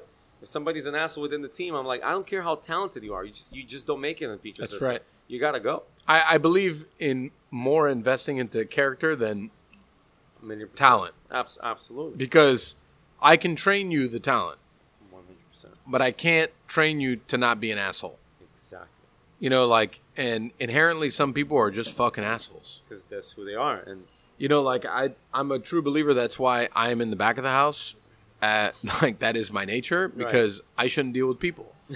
My director of operations, which she's amazing. Right. We've been deficient at the hostess stand, and the host stand here runs 2 different restaurants. Right. So it's a very stressful situation. 100%. And people are fucking ruthless. Some people are very rude. And she tells me stories, even just during a service that I expedite the service, and she's working the hostess stand. She's like, well, this person told me that I was an asshole and told me to go fuck myself. And it's like, if that were me, I would tell that person to go fuck themselves 6 ways to Sunday 6 times in 5 minutes. So it's incredible that it's some people just don't have that thing in them to deal with the service side of things. 100%. And that's why, as a chef, I tell my chefs all the time, you need to understand the other dynamic of working with a guest. I get it. Working with food is tough. Working in a kitchen is tough. I experienced that for a very long time, and I'm still in it every day. But at the same time, it's working with a guest is equally as tough. Of course. Equally as tough. And depending on the neighborhoods that you're in. Oh, man, so much. Coral Gables Pincho is 10 times harder than Bird Road Pincho. Fuck yeah. Because it's Coral God Gables forbid crowd. You open up in the Grove. Right. Coral Gables crowd is very tough. Yeah. I'll never forget, a dear friend of mine that had a full-service restaurant in the Gables. So he told me once, the hardest, the most stressful position in the restaurant is the hostess. They'll quit. He's so fucking right. That's why you pay them well. Right. So people would walk in the restaurant and be like, I would like a table. I'm like, oh, it's a reservation. Do you have a reservation? No. Well, but I live in the Gables. What the fuck does that mean? You have higher taxes. Good for you. Right. But then some guests, not all. Entitlement. And then, and how does that feel for a person that's working, trying to make $1 to pay their rent? This weekend, it's so funny you mentioned that. This weekend, she was telling me, it's someone in the Grove was like, this is why. So we had lots of reservations. Both restaurants were pretty much fully booked. Right. And someone came in and they wanted to sit outside. Listen, both restaurants on the indoors are pretty small. Right. And she was like, I'm so sorry, sir. We're fully booked. We have reservations. We can afford you a table indoors. Right. and they were like, we would never sit inside, esto y lo otro, whatever, you know, just a bunch of fucking trash. Right. And then when even the further enough to call her a dumb bitch, Wow. right? Wow. To call her is like, how dare you, you dumb bitch. And then said, this is why the people at our yacht club say you shouldn't come here. Oh my. And God. man, that whole night, so like usually after how the night unfolds is like, you know, I'll work expo somewhere. Right. And then she'll work somewhere. And then the Sam will work somewhere. And then we'll like unfold the whole night somewhere, whether it's either here where we're sitting now or in my office or whatever. And they tell me this, and the whole time she's telling me the story, I'm like, what was the person's name? Tell me the person's name. She was like, no. Because I don't want you to call this person. I'm like, I want to call this person. Because how dare someone think that it's okay to talk to another human like that way? that, right? To another person that way. So and this is why, like, I believe in providing the best experience for the guest. 100%. But I do not believe in the guest is always right. Absolutely not. Absolutely. Because it's like if they talk to anyone on my staff that way, anyone, it could be from the dishwasher all the way to my director of operations that's working the host stand. I have a You're not allowed fucking here. oh man, fuck you. Yeah. It's so fucked, man. Right. It's so disrespectful. We are in the business of service, but we are not servants. I haven't heard that one before, but that's right. Well, I've said right it a on lot the in the money. last week because that just happened on Right Saturday. on the So, money. we are in the business of service, but we are not service. It's such an ugly thing, though, when somebody walks into a restaurant and Right. they think they're above the staff. You know, like. And then to the point that the guy threatened her with he left, came back and said, "You'll be hearing from me with a very negative review." And I said, "Oh man, bring it. Yeah. Bring all the negative reviews you want." They've called me exhibit. They've said all kinds of terrible things about me in reviews. X to the Z. And I don't give a fuck. I don't care. It's fucked up, man. I'm crazy. all about like it's fine. I want to be there for the guest. I want to provide an experience. But don't you dare talk to my people however the fuck you think At it's the okay. end of the day, this is your house, Yeah. right? And you want to let in good people. They want to have a good time. They want to share with their family and their friends. The moment an asshole comes in, you're not culturally fit to be here. I know. You But you're not culturally fit to be anywhere. Fuck that, not just here. If you're an asshole, you're not culturally fit to be anywhere. Fuck you. I don't care. I don't care how deep your fucking pockets are, man. And that bothers the shit out of me as well. It bothers the shit out of me. I don't care how deep your pockets are. If you're going to be a prick, you're not worthy of a pincho. Right. You're not worthy of pastrami short rib. You're not worthy of shit. Right. You can home. go cook for yourself at your house. At your yacht club. That's right. At the yacht club with all your other rich friends. Right. Guys, I need to take a commercial break for a leak. There you go. Boop. That thump you just heard, that was my pen ass hitting the bottom of the table. Now on 1210 The Man, John Berg's penis hits the bottom of the table. That's going to be our 1210 The Man promo on like every episode. Welcome back to Pancom Podcast, post-leak by Chef Mike. So can I ask you a question? Shoot. So you said something I thought was really interesting. That's a shock. Come on. You know, from a full service standpoint, Yeah. you said, you know, when we're talking about scaling Yeah. and all that above, you know, you see Ariette as just being Ariette, Yeah. you know, but can you just talk a little bit more about that? Like, why wouldn't you, as a chef of an amazing restaurant, now want to open up a second version of the same restaurant? Not necessarily in Miami, but like Sure. somewhere else. Like, you know, wouldn't you be like excited to export this feeling somewhere else?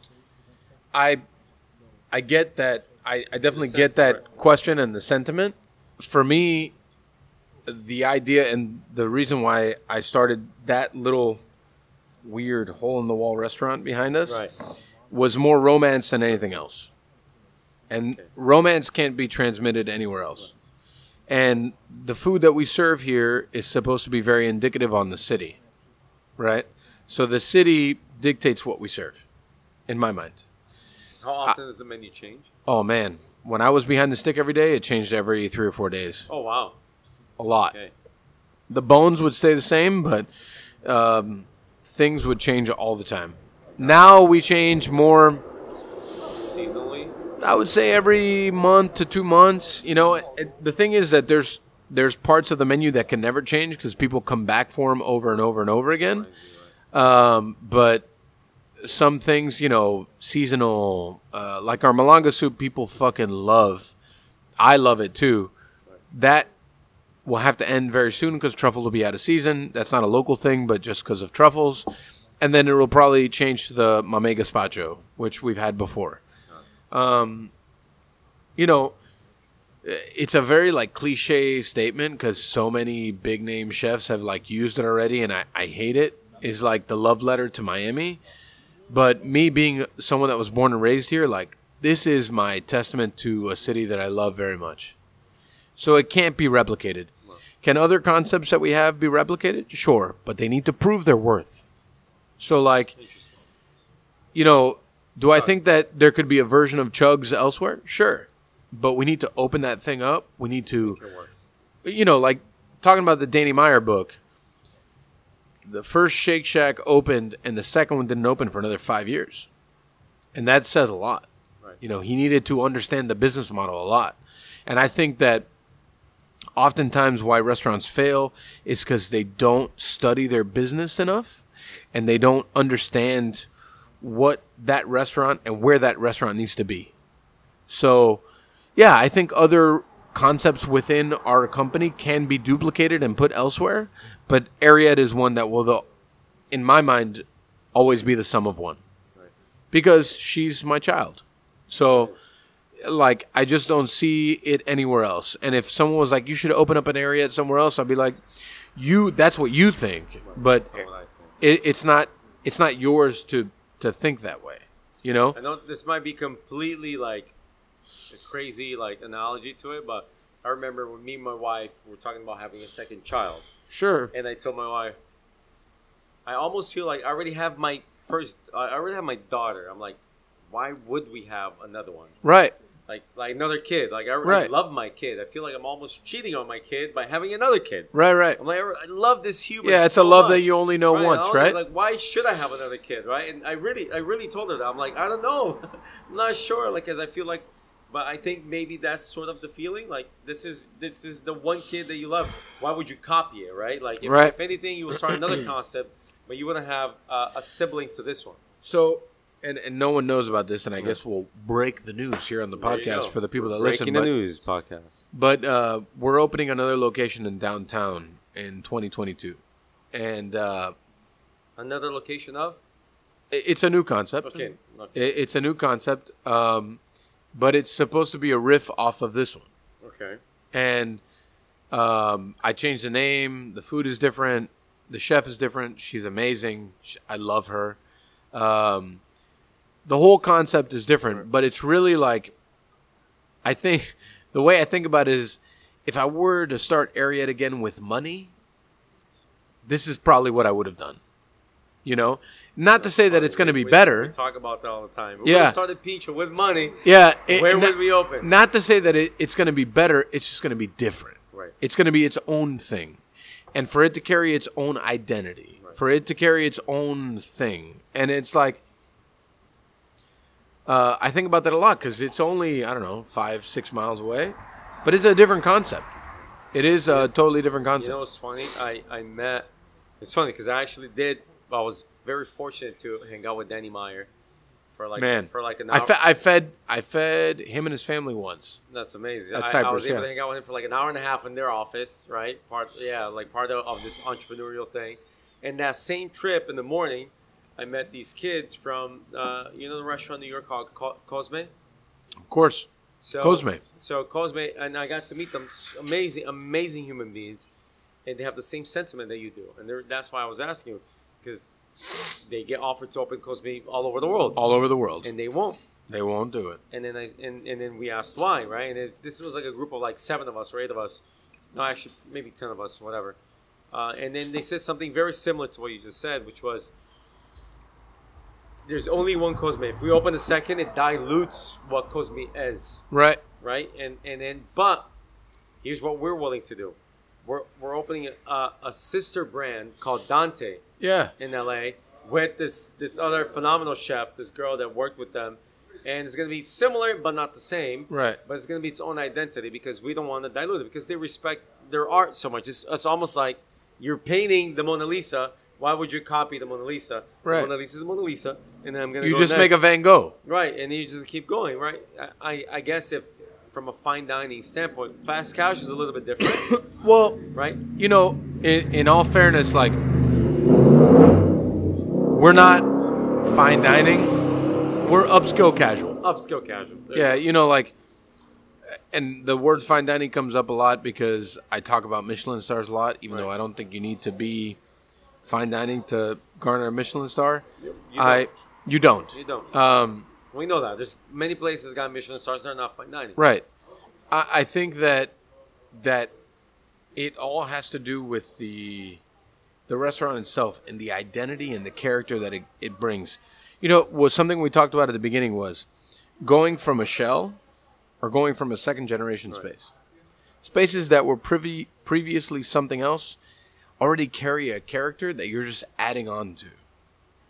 Something that I've talked about a lot is like Chugs now that, you know, fortunately Chugs 2.0 has a history already, so the character is already built in, but like for our downtown location, like it's a fucking shell.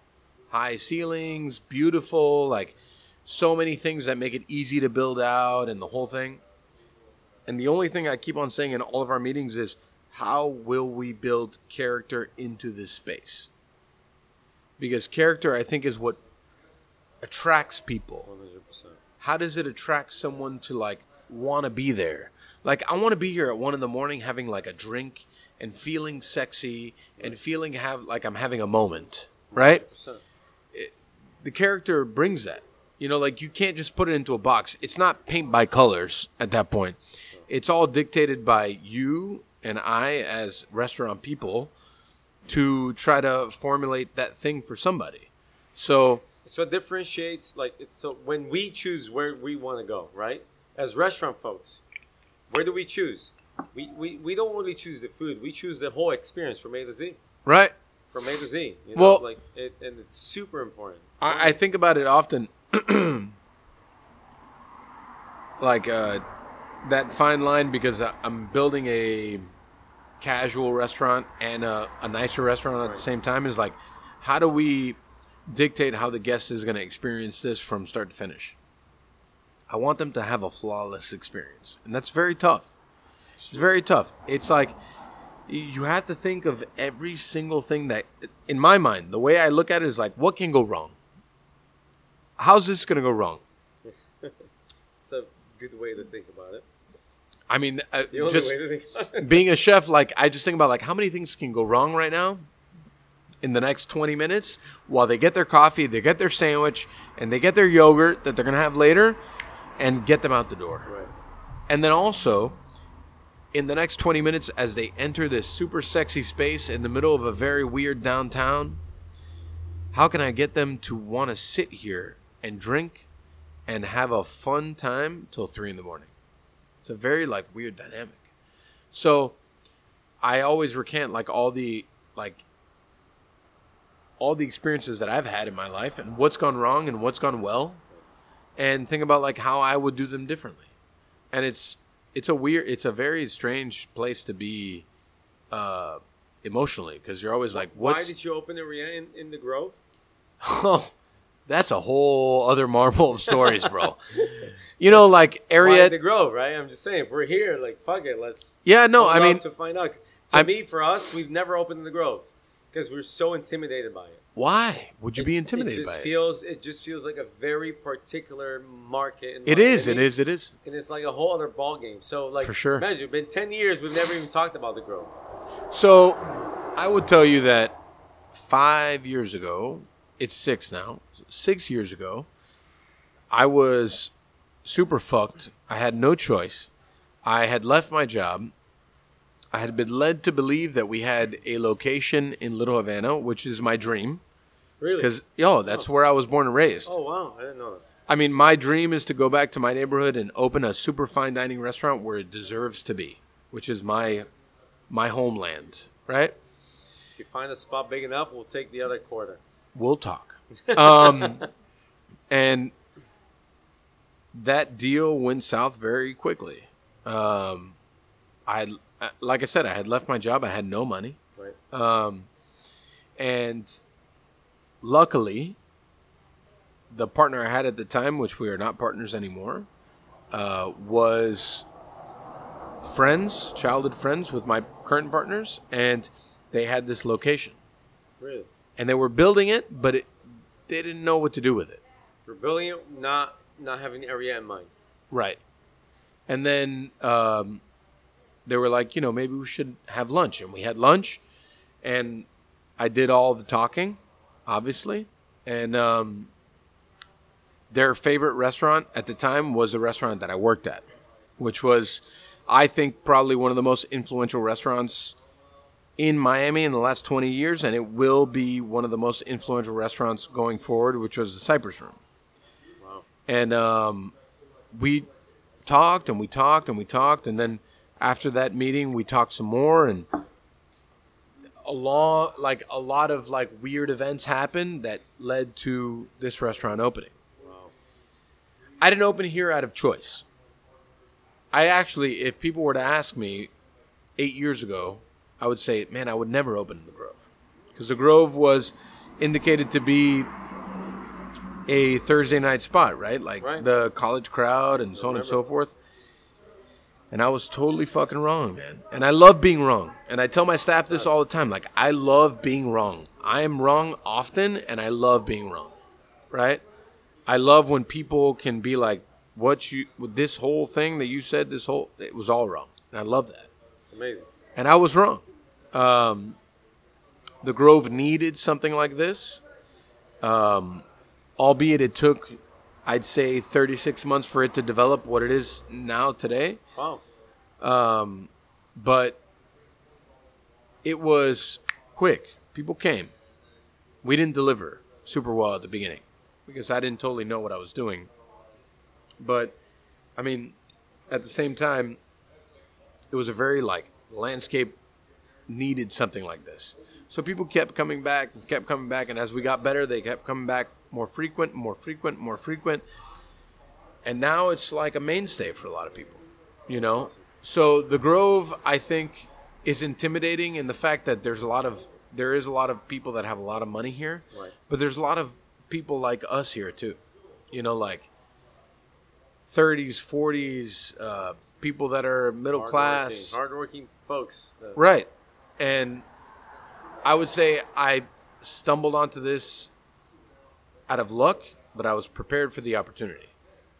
And the people answered, they came and they enjoyed. And I think it's one of my fears now that we go outside of our own market because we have not a restaurant. We have a bar south of 5th, but it's different. Bars are a very different dynamic than restaurants 100%. But opening up a restaurant outside of our market that I don't totally understand super well, I am a little intimidated by it, but at the same time, I feel like we have so much to offer for the rest of the city. And I would love for the rest of the city to experience what we do. And I think it's going to be pretty incredible. So why the Grove? I got lucky. It's a beautiful corner spot, by the way. Well, we also got lucky in the fact that no one wanted to be here. Really? Oh, man. You're a little bit, you're like 2 blocks down from. That's right. We're 2 blocks down. From everybody, right? But just like Carbone, we are fully booked for all weekends for the next 3 weeks. And you can hear it first on Pan Con Podcast.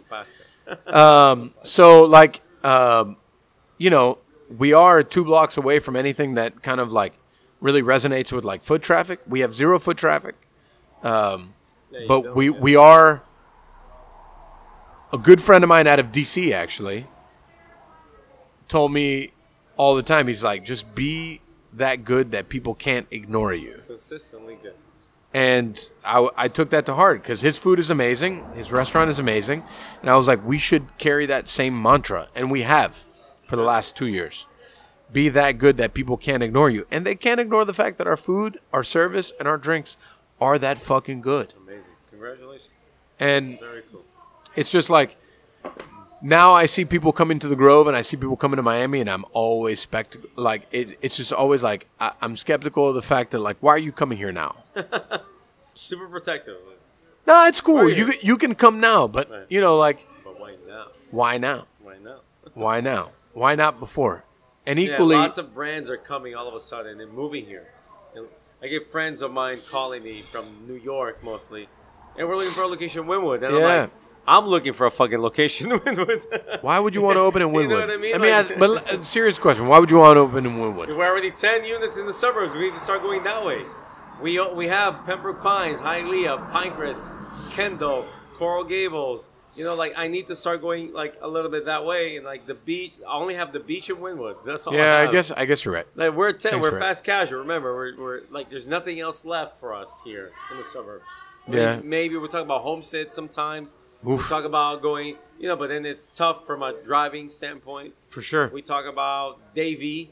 You know, we already have one in Sunrise, which is like right next to the IKEA. You know, so we're IKEA. You ever been to an IKEA? right. I have been to an IKEA. It's and dreadful. I never want to go again. It's dreadful. The meatballs are great, but the experience is dreadful. Not That's why I had the go. I meatballs. go for the meatball. You go for the meatballs. You don't. You don't. Chocolate cake. And I've never had the chocolate cake, but the meatballs are solid. I'll tell you that much. Man, we're good. I think this Yeah. has been great. So this is where we'll start to do the wind down. I guess so, man. I don't know. This has been a great time. It has. I mean, we can always do it again. Yeah, we can do We it can again. do another. When are you planning your open? When are you planning to open your DC location? When that happens, I guess you can come back on the podcast. Since factory doesn't my, work anywhere. My not so DC investor is taking a break because of COVID. Right. So we're sort of pausing for a second, but we are opening a location south of FIU. Oh, cool. So we're excited about that. We haven't announced it, so this is actually the first time. Hey. Breaking news here on Panko News. Podcast. Larry's gonna love this one. Oh, I love that. Unfortunately, we're sitting on a backlog of episodes, so this news will break in like 3 weeks. Breaking in like 3 weeks. It's fine. You could tune up Larry till then. I like that since factory won't resonate everywhere, as you mentioned earlier, maybe this will be the Pincho subcommittee on international kebab and burger affairs. I love that. I love that. So yeah, man. So we're doing that, which is exciting, and we're looking for a couple of more locations here. I think we'll open up another 2 in South Florida, and Just then, 2, whatever. you know, and then we're gonna start expanding. You know, we've gotten some really cool interest from some people from outside. You know, there's really at the end of the day, there's nobody doing what we're doing in the fast casual space, which is at the end of the day we're a Latin street food concept, right? We're like burgers, pinchos, hot dogs, chicken sandwiches, you know, food that you know with flavors you never experienced before. That's like our thing internally. We're not trying to teach people how to eat, you know, like arepas, for example, is like it's not our thing. Our thing is it's like mainstream food, which is burgers, you know, kebabs and everything else, but with flavors never experienced. So I think, you know, we're excited. You know, we're ambitious folks. We're trying to get to, you know, maybe 100 units over the next couple of years. 100 units. You heard it here first, everyone. That's a Pincho lot will of be units. going. Their goal is 100 units. God bless you, and wow, I have anxiety just thinking about You're that. gonna get pinchoed everywhere you I turn. have 5 units, and I want to blow my brains out. You know, it's crazy though. There's no passion in scaling Right. for us. It was very tough to even be okay with like, we like this, okay, great, but now stamp out 100. There's no passion in that, to be quite honest. But the one thing that drives us, again, going back to being cheesy, like we want to make South Florida proud. Like we want to be able to be the brand, the fast casual brand, right? That grew out of here and got to 100 units across the U.S. So That's amazing. like we really want to do it. Like you know, one of my investors, he was talking, how are you gonna make your restaurant, you know, fit this neighborhood from a look and feel? And I said, we're not looking to do that. Because every brand says, oh, we're gonna hire local artists in D.C. or New York or whatever. We're gonna hire local artists and paint the walls. I said, fuck that. Why would I do that? So I said, we're going to hire 10 Miami local artists. And every time we open a store, a Miami artist is going to go there and paint that store. I love that. You know, so when they see it, they're like, oh, who's this art? Well, let me tell you about the story about this is a Miami artist. 1, 2, 3, 4, 5. You know, we have investors come in and be like, I don't feel the Latin vibe here. And I'm like, because we're in fucking Miami. Well, what do you want me to do? Have a fucking carne asada on my shoulders and a fucking... Pots and pans. You just talk with pots and pans the whole time. I'm like, we're a cool Latin-inspired brand. We're a Miami brand. Like, I don't give a fuck. I need an artist from Miami to paint these walls. It doesn't necessarily need to be red, white, and fucking green because you guys think, you know, that those are the colors of the Hispanic community for whatever racist reasons you guys have. Right. You know what I mean? Like, I'm like, no, we're like a Miami brand, and we're gonna just stamp this out. We're a burger and kebab joint. We're like some dope food, and we're just gonna be as authentic as we can. We're not gonna try to fit in the narrative of every other neighborhood from a look and feel, but we are gonna try to make like this sandwich or this burger or this kebab fit that neighborhood because we want to celebrate the culture within that neighborhood. Right. But, you know, at the end of the day, we're a Miami brand. So, you know, we're trying to do all of these crazy things. But I love crazy things. Super crazy. Nick, talk into your ball tickler now. Okay, so What? every time you say ball tickler, then I have to get close to the ball tickler. Get these ball tickler ball fuzzies tickler, up my man. nose. It's like a porn. So we're gonna start to do the wind down. Right. I don't know whether you've gotten to this point in the Seth episode, but we always start to end the thing with our parting recommendations. So everybody recommends something to the audience. It could be literally anything as long as it's not yours. It can be a movie, a book, a dish, a travel destination, anything at all. You can tell he hasn't gotten to that portion of the Seth episode. no, The Seth episode is 18 hours long. Yeah. I actually don't recommend that one to start. That's a DNL. we were a whole other people by the time Right. we finished Seth's episode. More gray hairs and all the rest. So I'll get us started since you hadn't gotten to that point. Right. I'm gonna recommend not a totally unknown thing, but if you're on YouTube and you like car things, Oh, yes. check out Jay Leno's Garage. Yeah. There's an MSNBC show, but on YouTube he does a lot more stuff. Sometimes expanding on what's on MSNBC, Right. and it ranges a lot from like, you know, classic cars to modern car, you know, kind of tours. Right. To like totally off the wall custom build stuff. So Jay Leno's Garage, that's been my latest YouTube rabbit hole. And my second recommendation, which frankly, I don't even know if I'm recommending. It's like I'm kind of on the fence, but I would invite you to join, you know, like get on this journey. Superman and Lois, which is a new TV series. The premise of it is that Superman, i.e. Clark Kent, and Lois Lane have 2 teenage kids. Really? And the series starts when he tells them that he's Superman. Nice.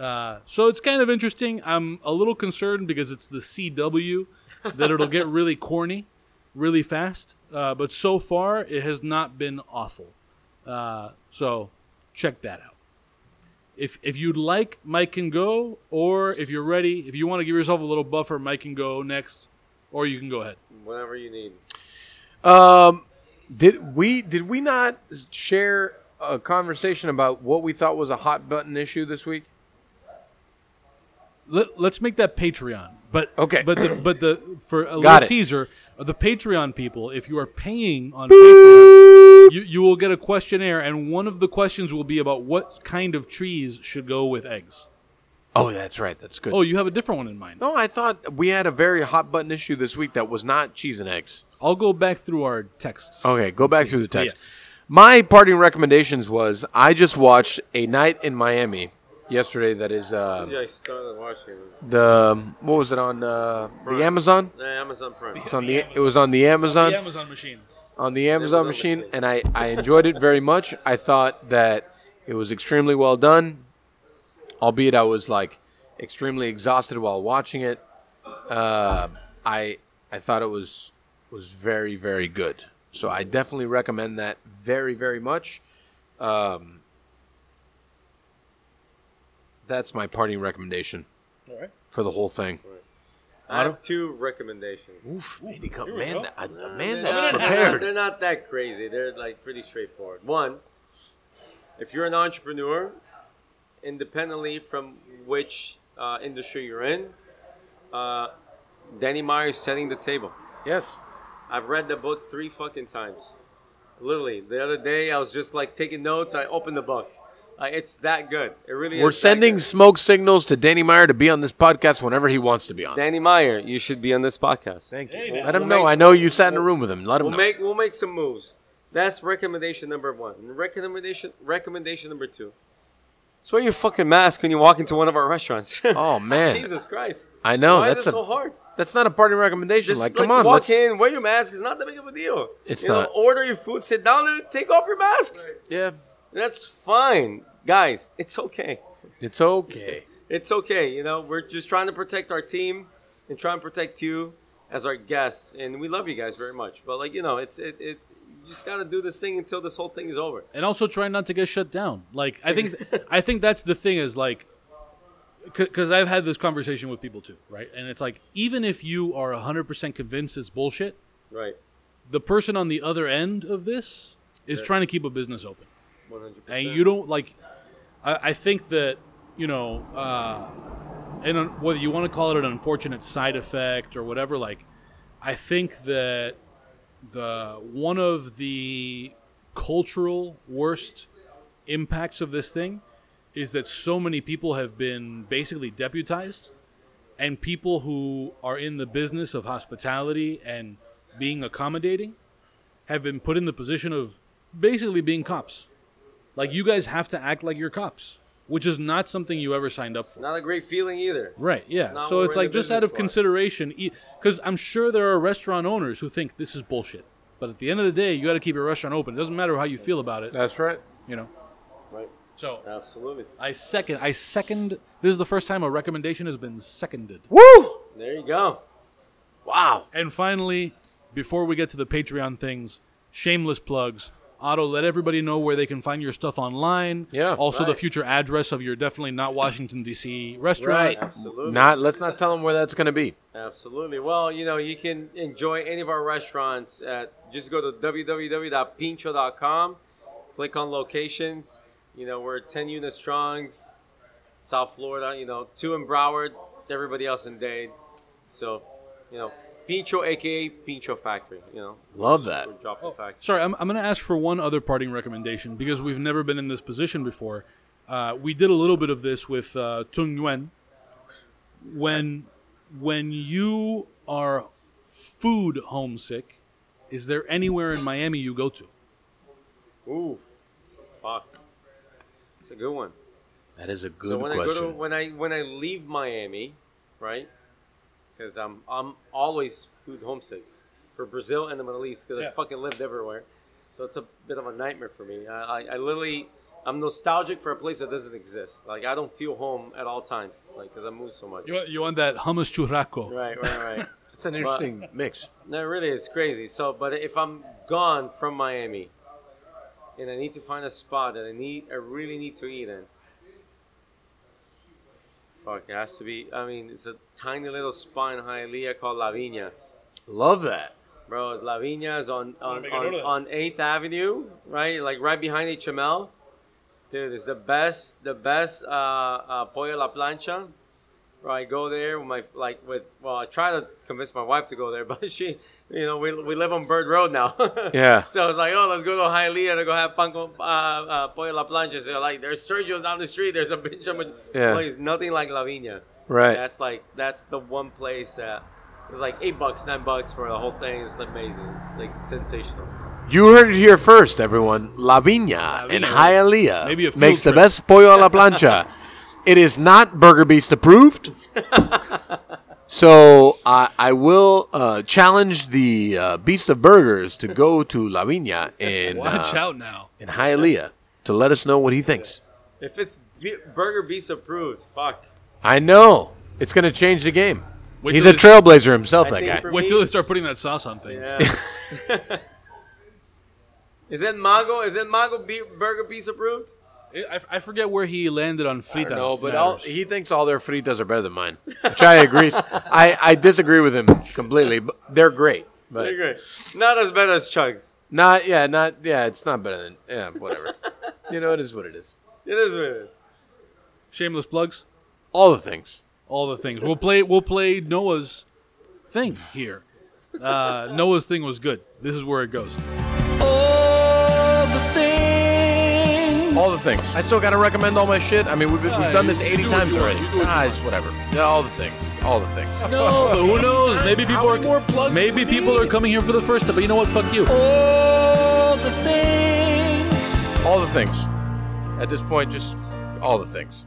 And Yeah, finally, got it. Pan Con Podcast. We're Pan Con Podcast on all of the social media things, past Give us episodes. all your money. Calm down. DadeMag.com/Pan Con Podcast. And you can give us all your money on Patreon, patreon.com/DadeMag, DADEMAG.